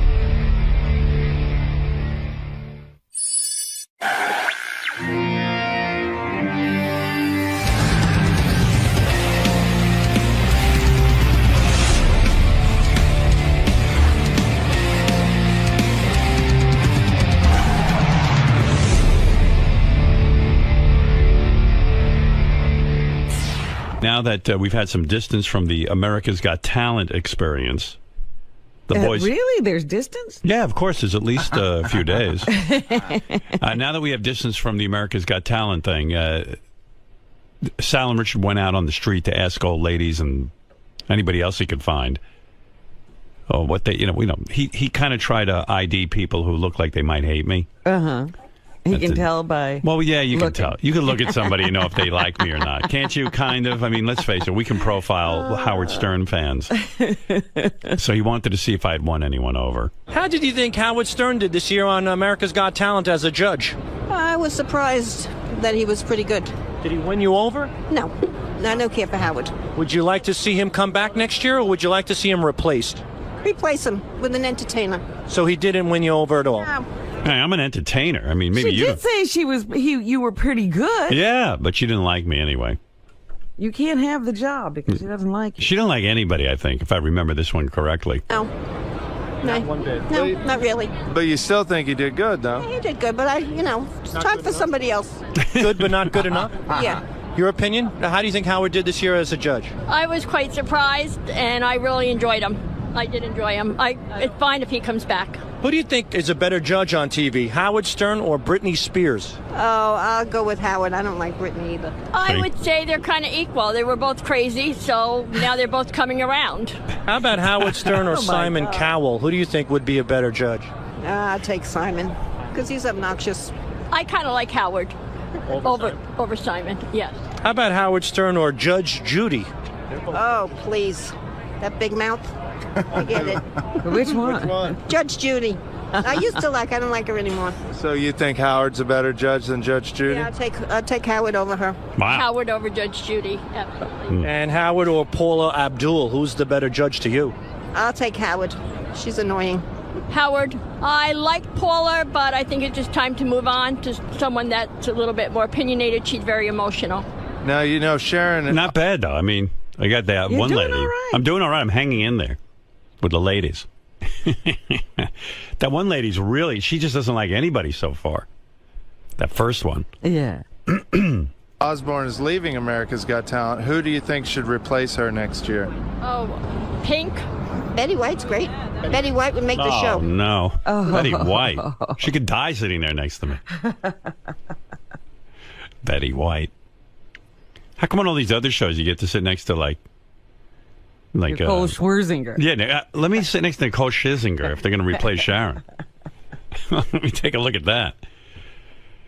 I don't know. They asked a bunch of people. What do you think of Howard Stern, how he did as a judge on America's Got Talent this year? He's wild. He's still wild. He's good. Good? He's good. Who do you think will be a better judge, Howard or Britney Spears on the X Factor? Howard. Why? Because I don't like her. What about her? I don't think she has any talent. What about Howard or Simon Cowell? Oh, he's nasty. Simon Cowell is sort of kind of nasty, so Howard is a little nasty too, but okay. I would prefer Howard. Yes. You see? Even to Simon, huh? Even to Simon himself. I'm moving up there. Maybe it's a good time to leave America's Got Talent. I don't think I could, Go out on top. Go out on top. You should see me at home wrestling with myself as I try to make my decision. Really? Yeah, well, What are you doing? Have you made a list of the pros and the cons? Well, I kept a folder all year of, everything. Really, I did. Uh-huh. Like the schedules and everything, so I could look at it and review it as I make my decision. You just can't feel whether you enjoyed it and want to continue. Can I tell you what I'm feeling? Okay. All right, I can feel. The way I'm looking at it is... I don't need a drum, but okay, if you want. The way I'm looking at it is, I enjoyed the show. I liked being on a network television show. I like doing something different out of my comfort zone. The actual working with Howie, Sharon, and Nick, I liked. I like the idea of the show itself. You know that. I'm a fan of the show. I like all the variety rather than just the singing. Uh-huh. But the singing's cool, too. And so all of that was pretty cool. I like that. And what I didn't like is that, I had sort of reorganized our schedules so that we could have more time off. And even our listeners were saying, hey, you take too much time off. But meanwhile, I didn't feel like I had any time off. Because every single vacation we had, I went to work. But I was working on America's Got Talent. Well, I think it's interesting that you took extra work and are shocked that it meant eating into your time off. Well, I knew that, but I didn't think it would be that much time because they had convinced me that it was only 30 days of work. But that's not true because it's like you got to get to these places. There's a whole buildup. You got to be here. It's not like the day I would do America's Got Talent, I had to go run around. Like I didn't get to go have a normal day. I would just sit around and wait. For America's Got Talent. Yeah, and you didn't want to do too much because you got to be on your game, the whole thing. So that's the part I don't like, our schedule, because if we weren't on in the morning, it'd be one thing. But I was up at 4 in the morning, and if I had to go do a taping tonight or something, it wrecks me. So that's where I'm at. But then I keep thinking to myself, well, you know what? I built something this year. I started with the show, built a following with it. How can I leave now? And wasn't it fun? It was. I mean, some days it was. And some days it was kind of a drag. But, but mostly fun. You always look like you were having fun. Well, hey, that's my gift. I look like the life of the party. Mr. Munn. Yes. Aside from Beth, many would argue that you spend the most time by Howard's side. At AGT? Well, in general, between the show and now after his first year in AGT. I mean, you were with him every step of the way, pretty much. Having this type of inside access, knowledge, conversation, what's your prediction for another season, for a return to America's Got Talent? What do you think is going to happen? It's hard to say because the schedule was pretty grueling. Right, and no one... For him. Right, and you see that firsthand every day, every morning. Yeah, and the mornings that he'd come to the radio station, the weeks that we had to go away and travel for auditions to different cities, it was a lot. It was a lot on him. It was a lot on everybody who was involved, So I don't know. I don't know what's going to be, and I'm sure it's not all about whether the scheduling is. I'm sure it's got to do with all kinds of different things, whether he goes back or not. It's just not one thing to decide whether he goes back or not, I'm sure. But on the grueling schedule factor alone, what does that tell you in your mind? If you had a gun to your head. Well, I know he loves doing it. I know he loves being the judge thing. And,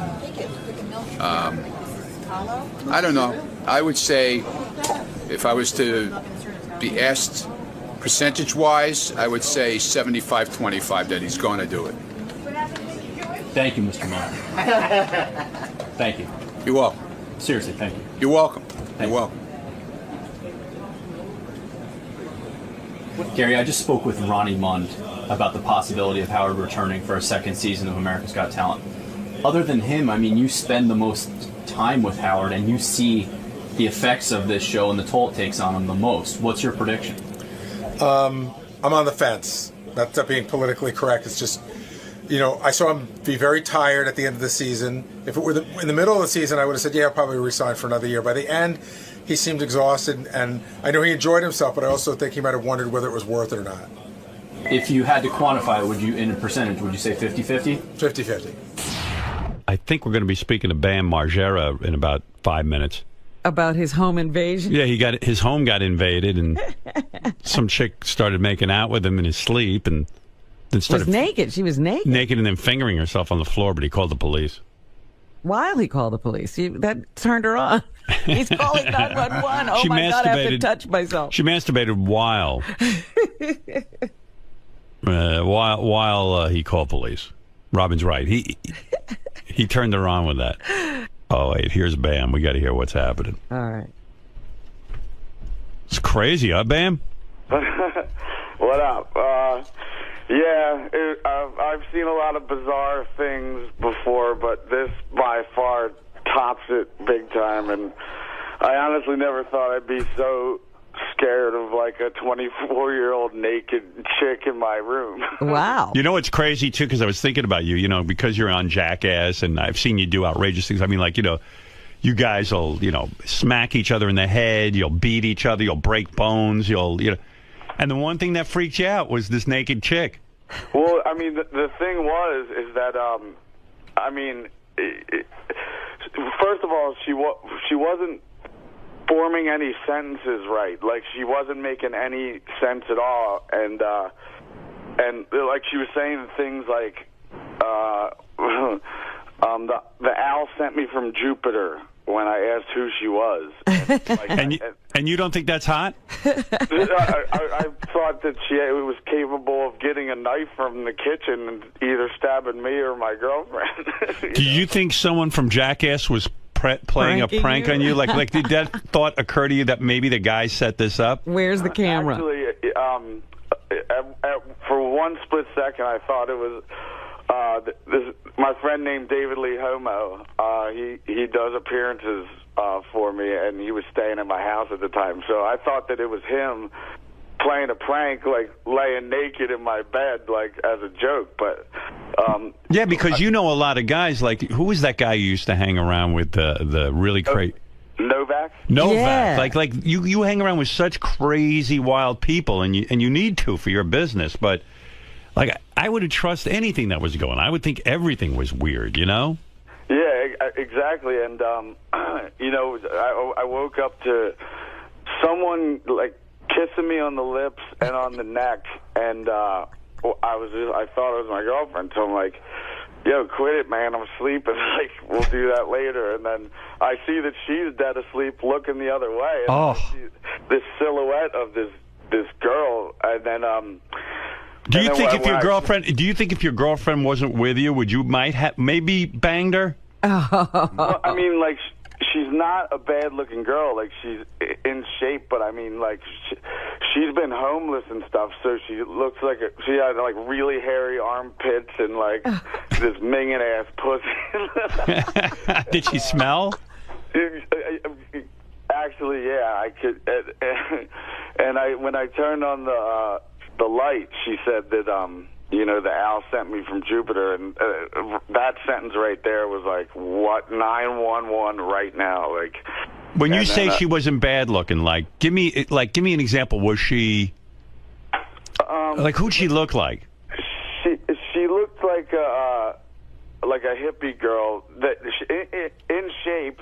She had no boobs, and you know, she looked kind of like a skater girl. You know, like one that didn't bathe too often. Did she look like what's that singer's name? When you say skater girl, who's the girl who wrote Avril Lavigne? Avril Lavigne? Did she look like Avril Lavigne? Oh no, she's drop dead gorgeous now, but yeah, because if it was Avril Lavigne, I'd bang her. I don't care if she has a what did you call her, pussy? The owl from Jupiter would have been fine. A fine sentence. Is that what she said? An owl from Jupiter sent me. Yeah, and then There's no owls on Jupiter, Robin. And another thing is that when she was kissing me on the lips, the very next day I get this minging-ass cold sore on my lip. So I'm like, this bitch just gave me fucking herpes, or else I have a major stress blister from all this. No, that sounds like she gave you something. All right, so let's take me through this. This girl, you would never be, had you been contacted by her before?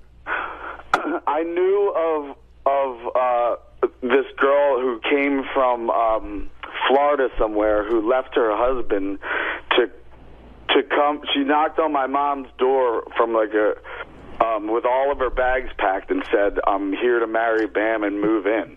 Yeah, that's all you need is another wife. You just got rid of one. Well, my mom was like, "Oh, well, at the moment he's a little busy in that category." That happened like almost a year ago, and then so my mom called the cops, and they took her to a homeless shelter because she had nowhere to go. Right. And then so people around Westchester see her walking around, and she's pretty much known as Bam's Florida stalker. Right. You know, so I never knew what she looked like. I just heard the stories. Are you allowed to call the police at that point? I guess not, because she really hasn't done anything wrong. Yeah, at that point, yeah. But so my girlfriend takes her down as I'm on the phone with 911, and she's telling her all kinds of complete nonsense, like nothing that she said made any sense. She would say, like, my parents invented goats and trailers.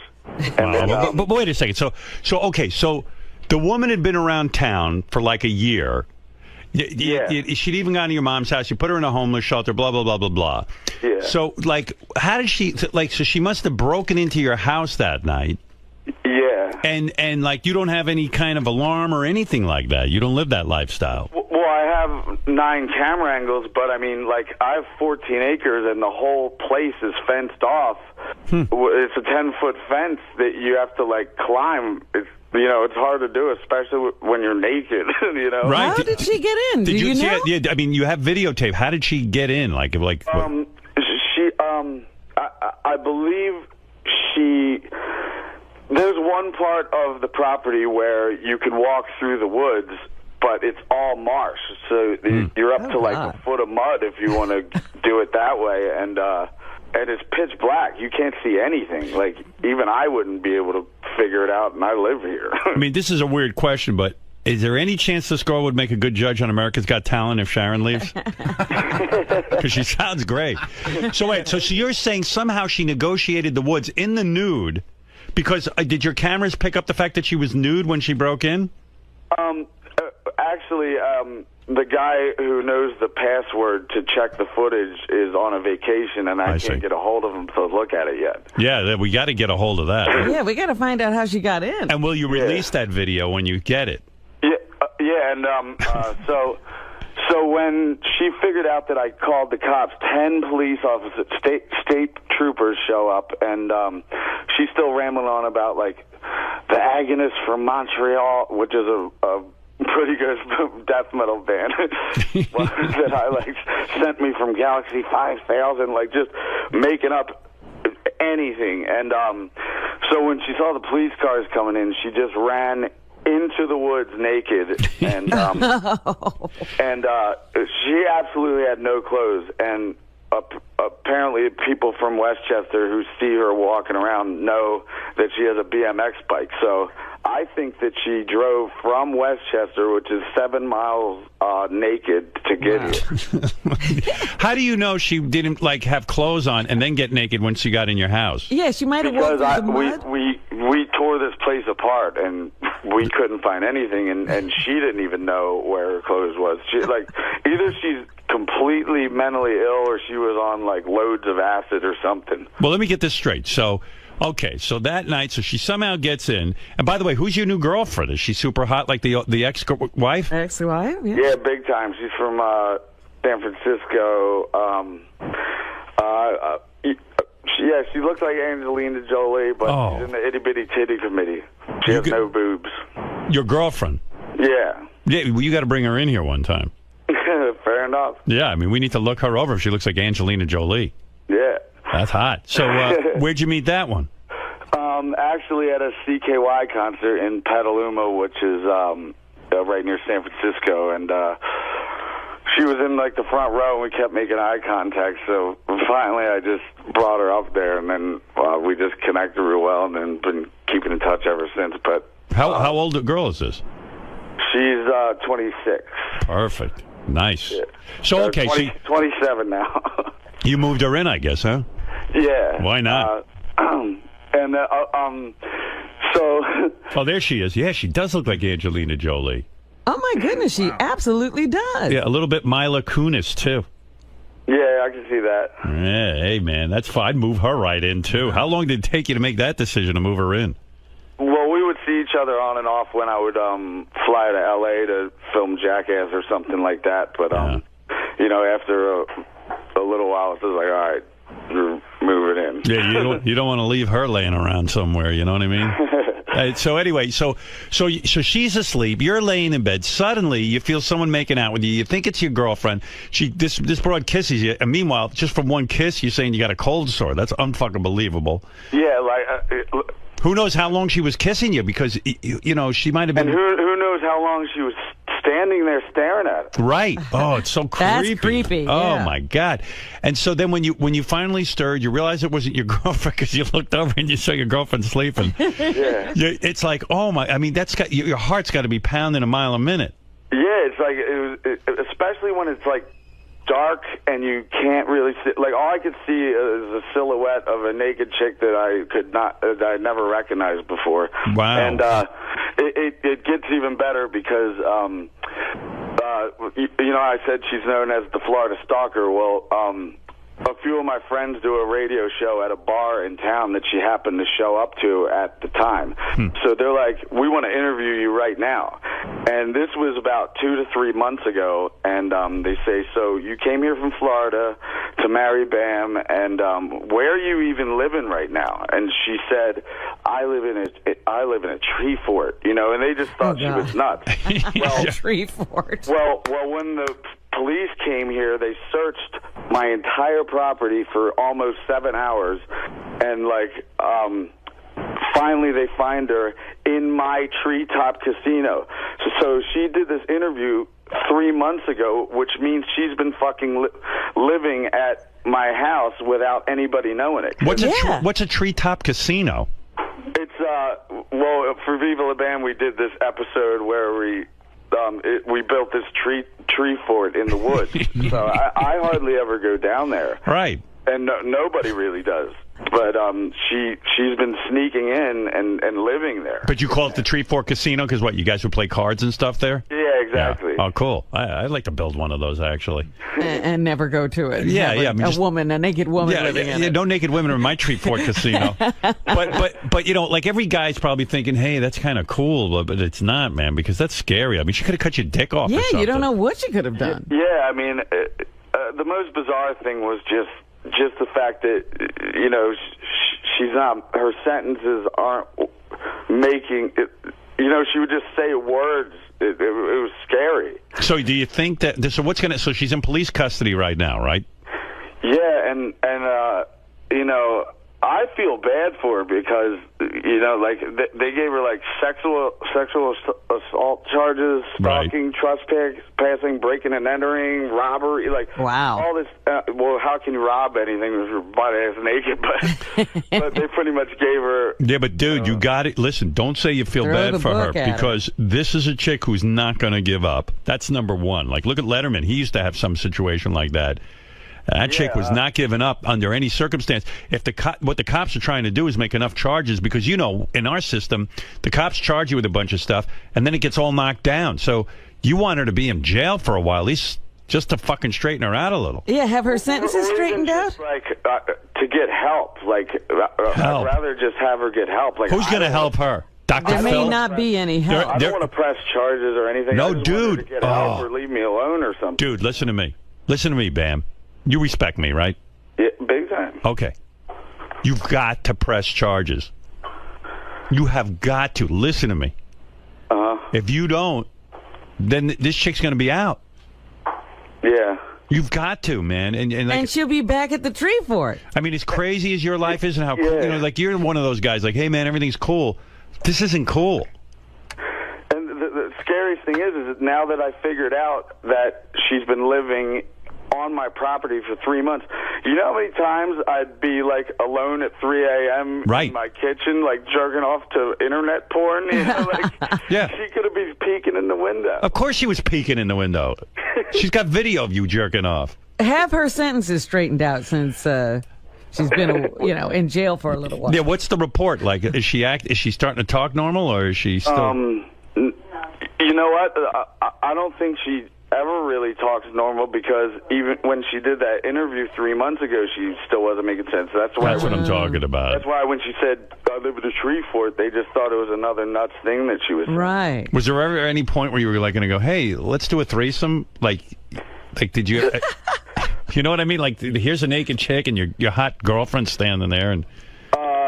I mean, just the fact that we didn't know who she was, you know, that probably wouldn't have flew. But right. If it was a good friend, you know, that we knew all about her, I guess it might be a possibility. But no, you got to press charges. I'm telling you, Bam. It's that's dangerous stuff. Like, yeah, I know you may not want to. I know it's funny, and she's a naked hot chick and all that stuff, but yeah, and like I'm terrified. I was so scared that like I had to go to my neighbor Cresta's house to like hide and shit.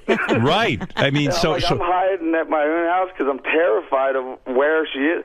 The police looked everywhere and just simply couldn't find her. And I guess she found some like little, because they looked in the tree fort and couldn't find anything. And then finally, when they double checked, you know, I guess she was covered in blankets or something. Oh, yeah. Up in the tree fort.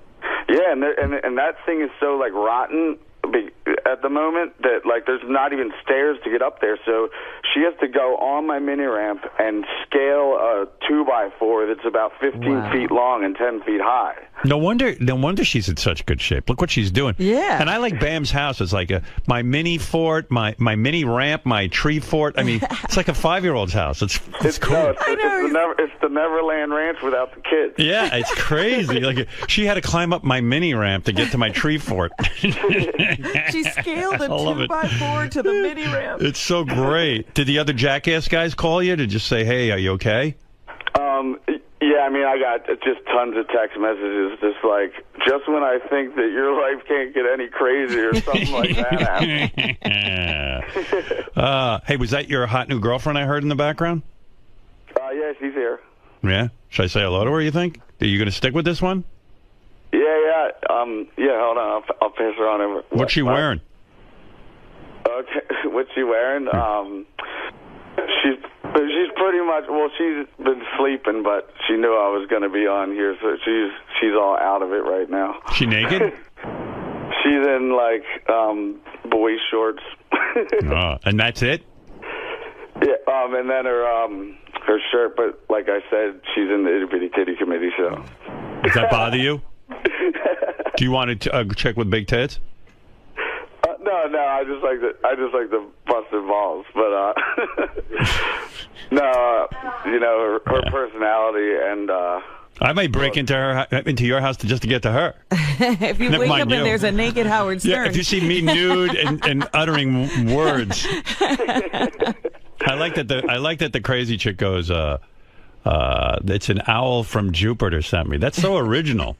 Yeah, she is pretty creative, I guess, because I never heard any kind of sentences that she was coming out with. Is there any part of you that wants to incorporate her like into like the next Jackass movie? Like maybe she'd be the first chick to be in Jackass. You know what I mean? Like sometimes like professionally you go, Yeah, I know she's insane, but like maybe we put that in. So are we. Yeah, we're insane. She's insane. It'll be great.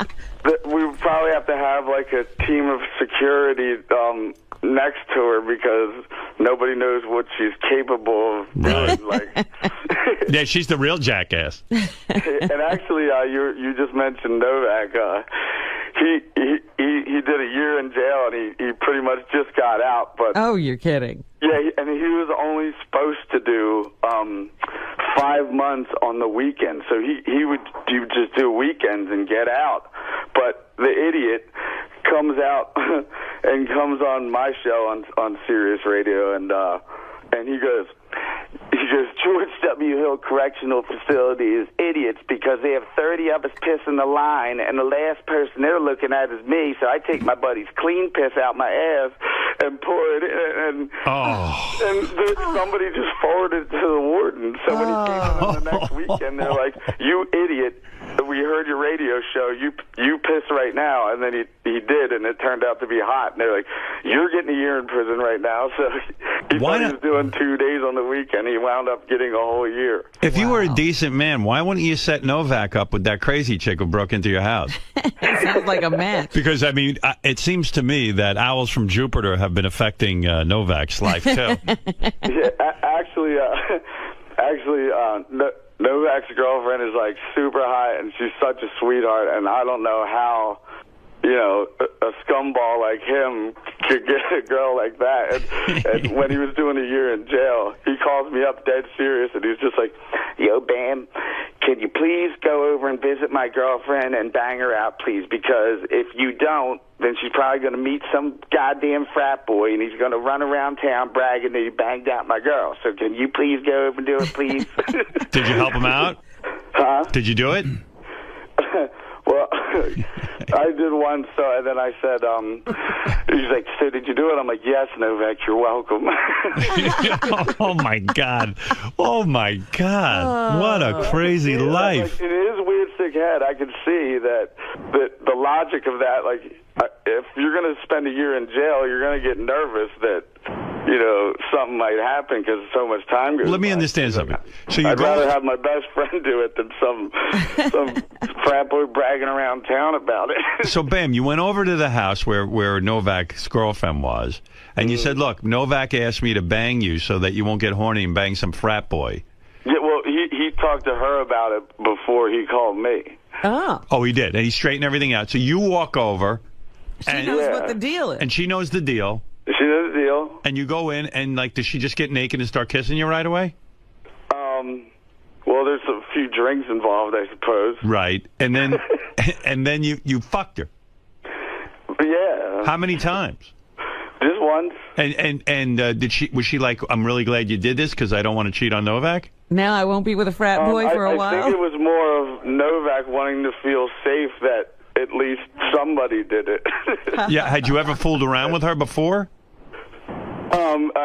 If we did, it was just like a drunken thing at a bar. You know? Right. And after you banged her, is there any emotional attachment, or did she say, geez, could you come back and do this again for me next week? No, I mean, we're good friends, like super good friends, you know, but once I decided to bring Nikki out here, then, you know, all that changes. I see. So you only banged her that once. Yeah. Wow. Wait, what a lifestyle. What's Novak going to do now? Yeah, who's going to bang his girlfriend while he's in jail now? If Bam can't do it. He's out now. He's out. Oh, he is All out. right. Yeah. Oh, good. So she hung in there with him. Oh, my God. He told me that he was, he had a roommate, like this super thug dude that was like really intimidating, and Novak had the top bunk, and one night his roommate, his name was Streets, and he hears from Novak's bunk, he's like, yo, man, are you jerking off up there? And he's like, yeah. He's like, yo, you can't be doing that here, man. I feel a certain way about this. Like, he didn't know which way he felt. He just felt a certain way. I mean, Novak took his morals and threw them right out the window, so he doesn't give a shit. Did Novak have sex in prison with any dudes? No, but yeah, I guess he did say it's like super hard to jerk off in there because you go to the showers, there's a bunch of dudes in there, so you can't do it there. Right. And the toilet you share with your roommate, so I mean, there's never really a time to do it. Yeah, I guess at night would be the only time. Fuck it. Good old Novak. Well, it sounds like he's on his way up the ladder now that he's out of jail. Things are only looking up for him. What was he in jail for in the first place? Because what was he in jail for?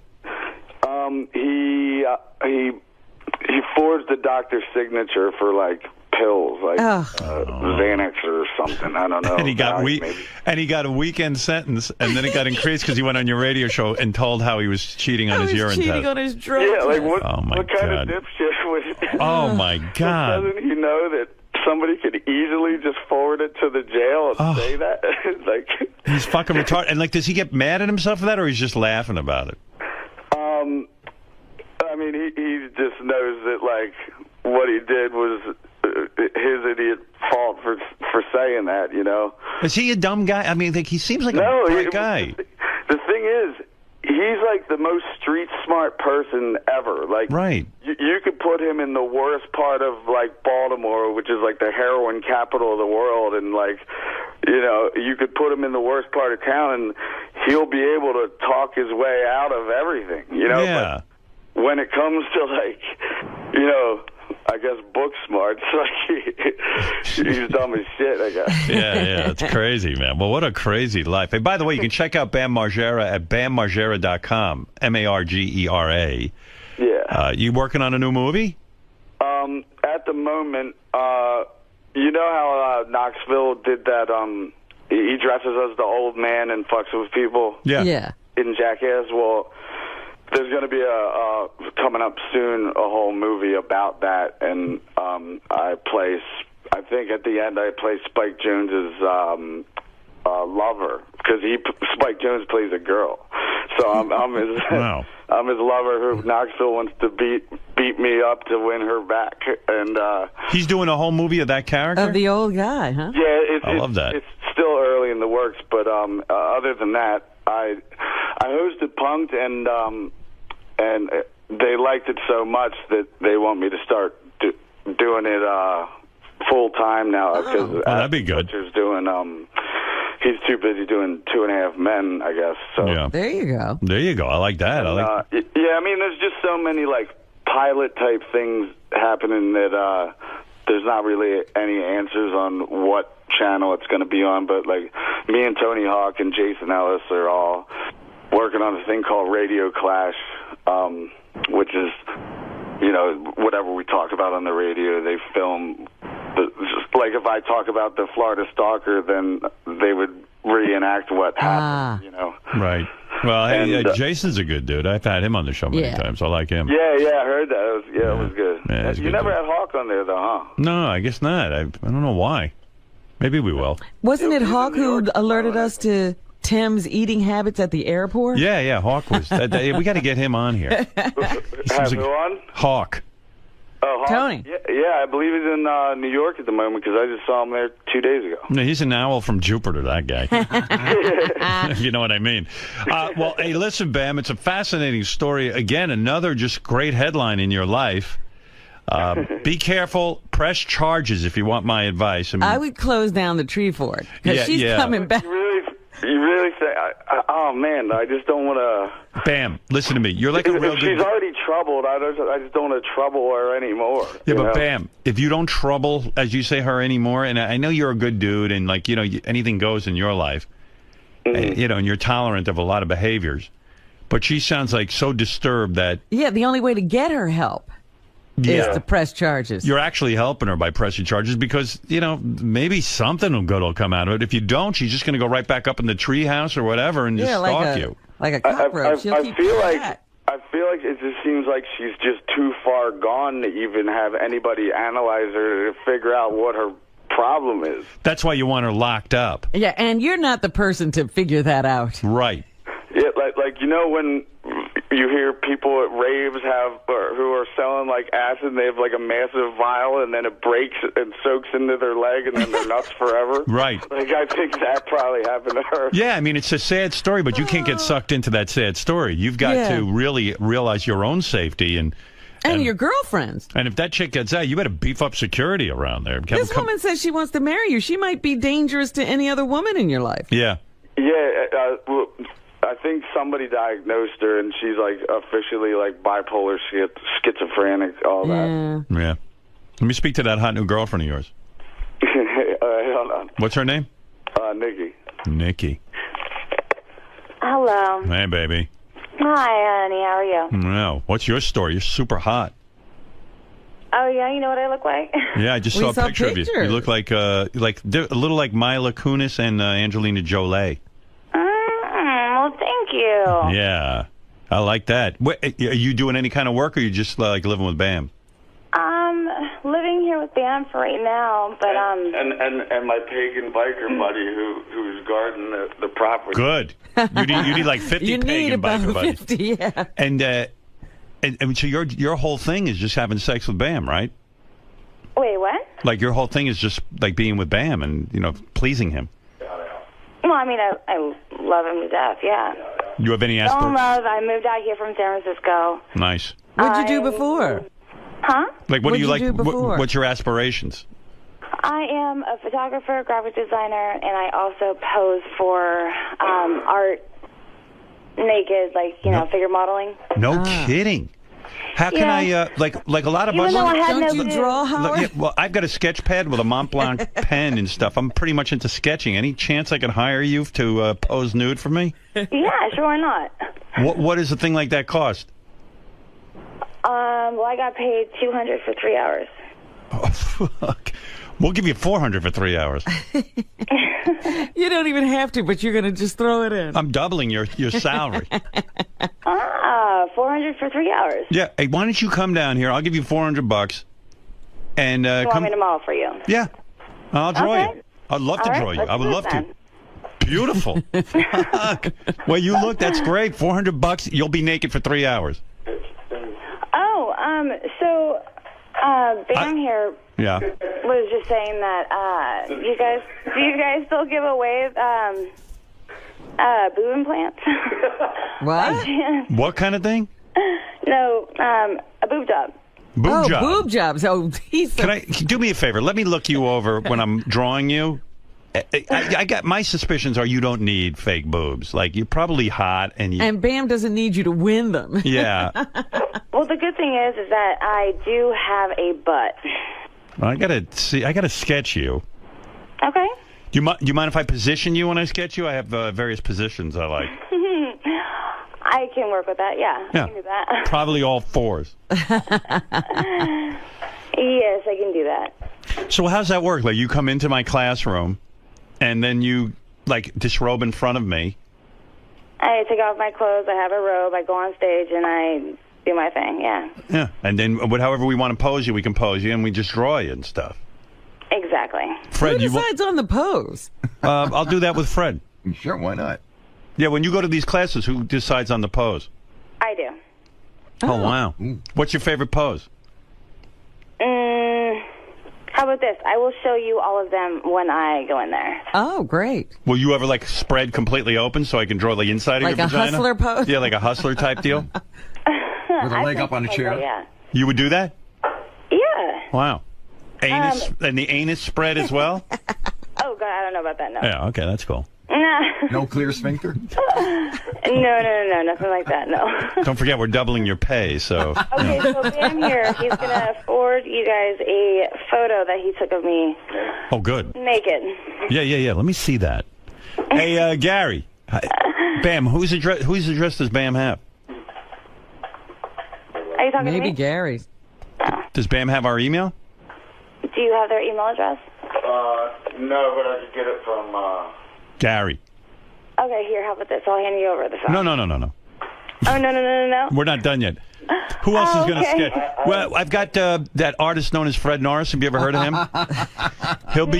Fred Norris will be drawing you. He's a pretty famous artist. Not familiar with my work? Fred Norris? Yeah, he'll be doing you. I'll be doing you. I'm going to have to look that up. Yeah. Yeah. Wow. You sound like a lot of fun. Oh, yeah, a blast, I think. We got this artist here, J.D. Van Gogh, they call him. He'll be drawing you, too. J.D. Van Gogh. Right. Yeah, we'll all have berets on. It's going to be cool. We'll paint. It's going to be awesome. Well, I'm excited. Yeah. You in love with Bam? Yes, I am. Do you want to marry him? I would love to be with him forever, yes. Wow. We're A just lot on of the people same have tried. wavelength. Were you freaking out when that chick was in there? Oh, God, I've never experienced anything like that ever in my life.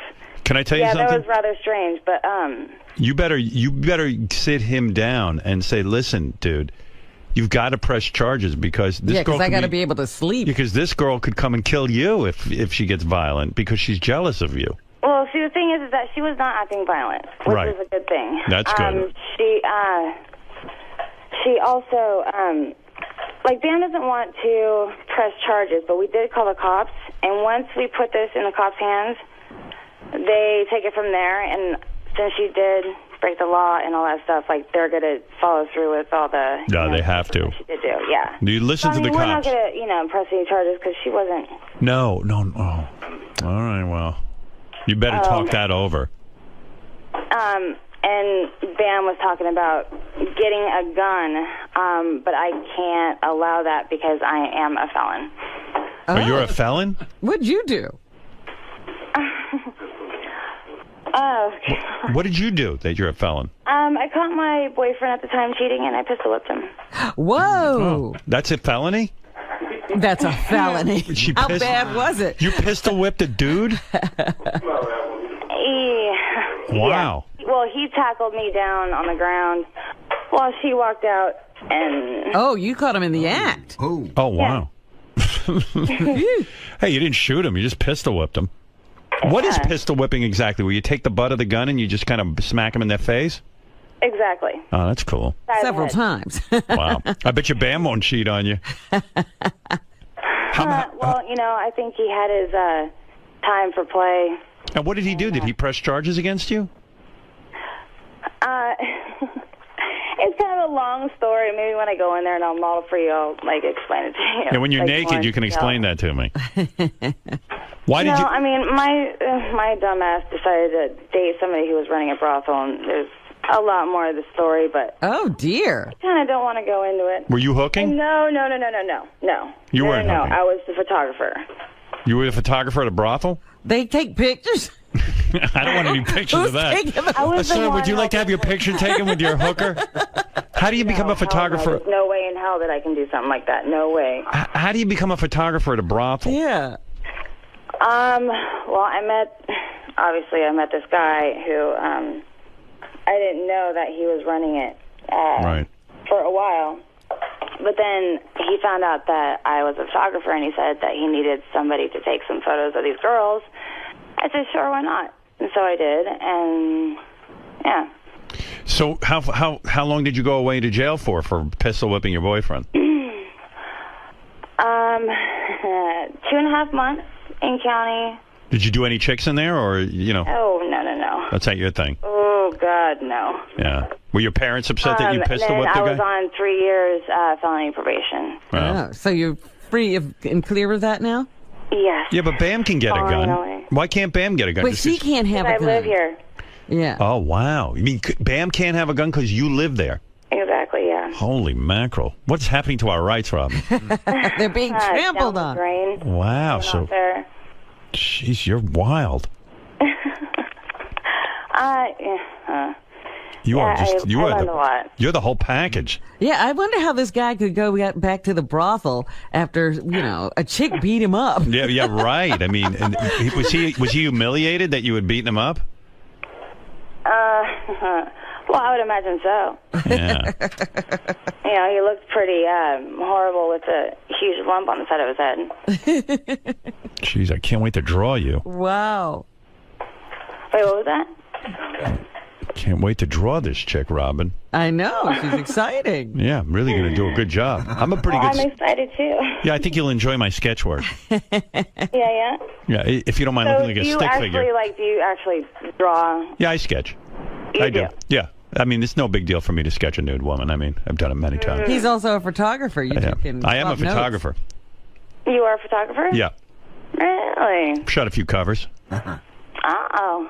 Well, I would love to actually see some of your stuff too. And maybe I'll take a few pictures while you're naked. Oh, and you have to also see what Bam has been working on. He's been painting like a maniac. Oh, I bet with you in the house. I paint too. I mean, I've modeled for him a couple times, yeah. Yeah. Tell him to bring those. Não sabe brincar.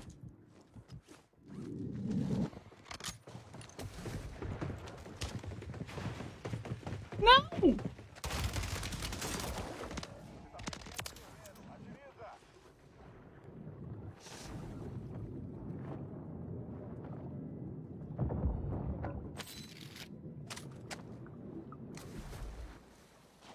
Tem um flare ali. Aonde? Ah, não, foi mal. Nossa, eu já tinha luteado esse corpo, porra. Era o colete. É porque eu vi só a pontinha vermelha do colete. Na água, Bárbara. Na água não é perigo pra Bárbara ainda. Vai ser safe na beiradinha. E eu vou tentar carregar mais smoker. É um vante rolando. Ah, tá de especial. Ah, não, mas... Parado.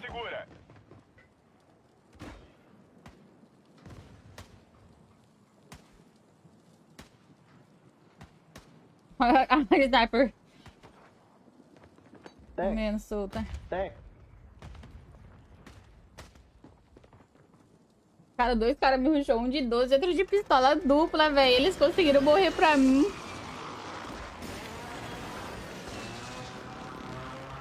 Gás a caminho.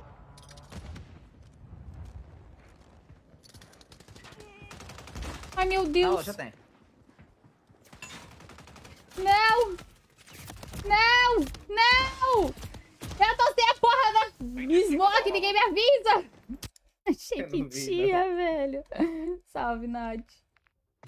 E eu tentando atacar. Não há equipamento. Não há equipamento. Tomar no cu mesmo. E na loja tinha também? Um cara. Filho da puta.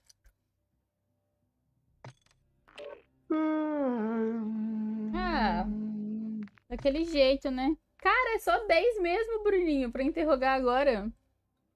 Depois de ter feito 30. A outra conta. Eu fiz 2 só. Eu tô 7 de 10, tá bom. 2 de 10. Nossa, mas tu tá puxado, hein? 2 de 30 seria.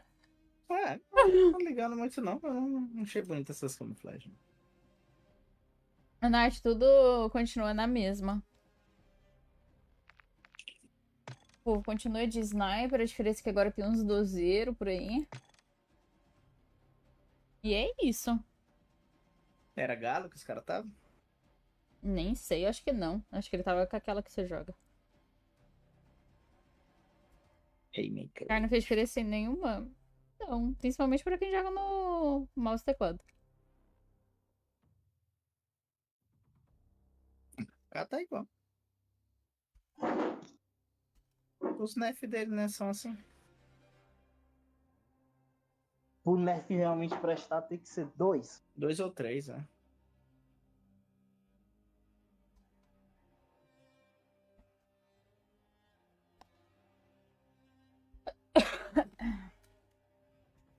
Nossa, acho que eu fiz nato. É, eu não fiz nata. Já colocou junto? Já, junto e junta. Junto, junta, janta. Donato, juntada, juntado. Dona, dano, dono, duna. Onda. Não pensar em mais nada. Mexo com 4 letras aqui, ó. Janta não dá. Ah, não.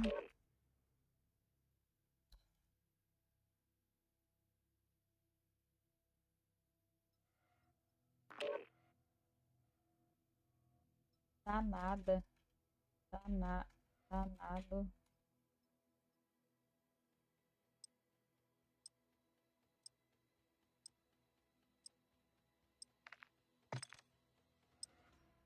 É a maldição, né? Eu estava com especialista e premonição. Ando não dá. Já tentei. Anda. Anda. Mas foi boa aí o tom do Lincoln. Eu tô jogando com menos ping. Oi, Daniela, boa noite.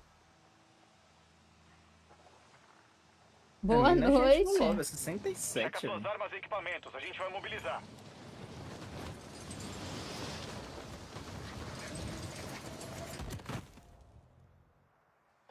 Fique elegante. Boa noite. Donut não dá, não. É palavra em inglês.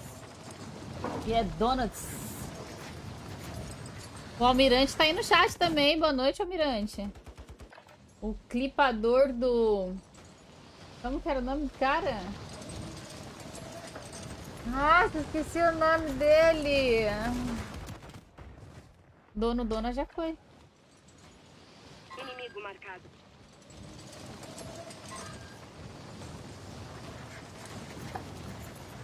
Tesoura? O Tesoura. O famoso Tesoura.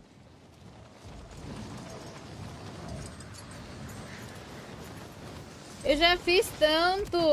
Não fiz. Opa. Tanto. Eu fiz tanta. Chega de preparação, é hora de mobilizar e lutar pra valer. Tonta e tonto. Não fiz tonta.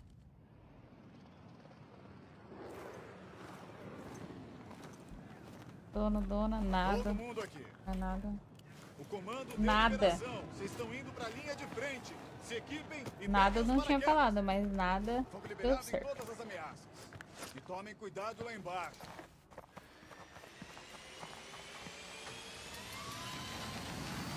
Vamos acabar com isso.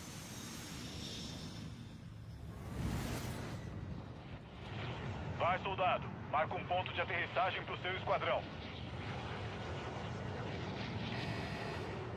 Evita o gás. Calma, Lincoln, você tá nervoso? Ah, não tem, velho. Vai nesse aqui. O contrato ali.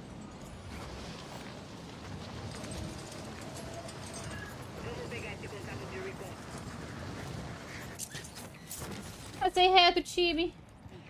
Bora caçar o inimigo. Bora. Seu colega achou dados que mostram a área da próxima propagação de gás. Vamos pra estação de Meu Deus, quando a Milena pega, sai do lado dela o bagulho pra ela fazer. Hack.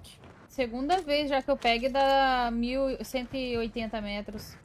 Ó, caixa de placa. Abre aí. Não quero, nem tô precisando.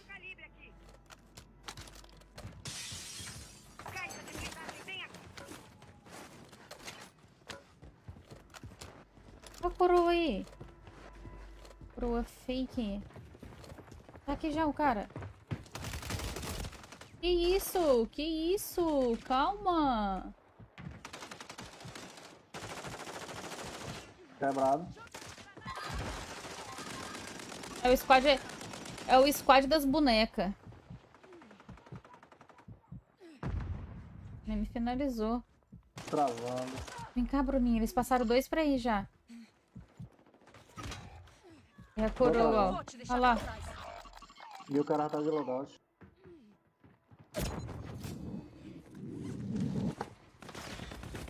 Ah, tava sem bala na arma. Nem fudendo,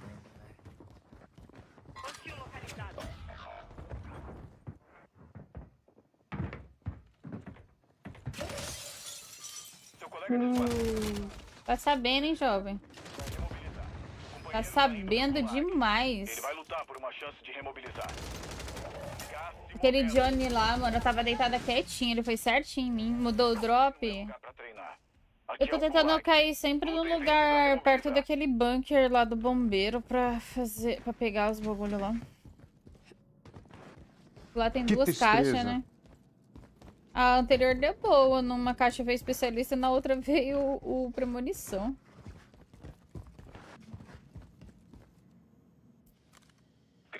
Fala, Galino, como é que você tá? Que me castigo. O Luciano tá falando, mas eu não escuto o Luciano, eu mutei porque tem muito cara escroto. Sobe aí, Luciano, seja feliz, pega sua grana e se salva, valeu? Você mereceu a remobilização, soldado. Se prepara. Só não demora. Caixas de suprimentos marcadas. Assegura os locais. Gabo el lechero. Muito bom.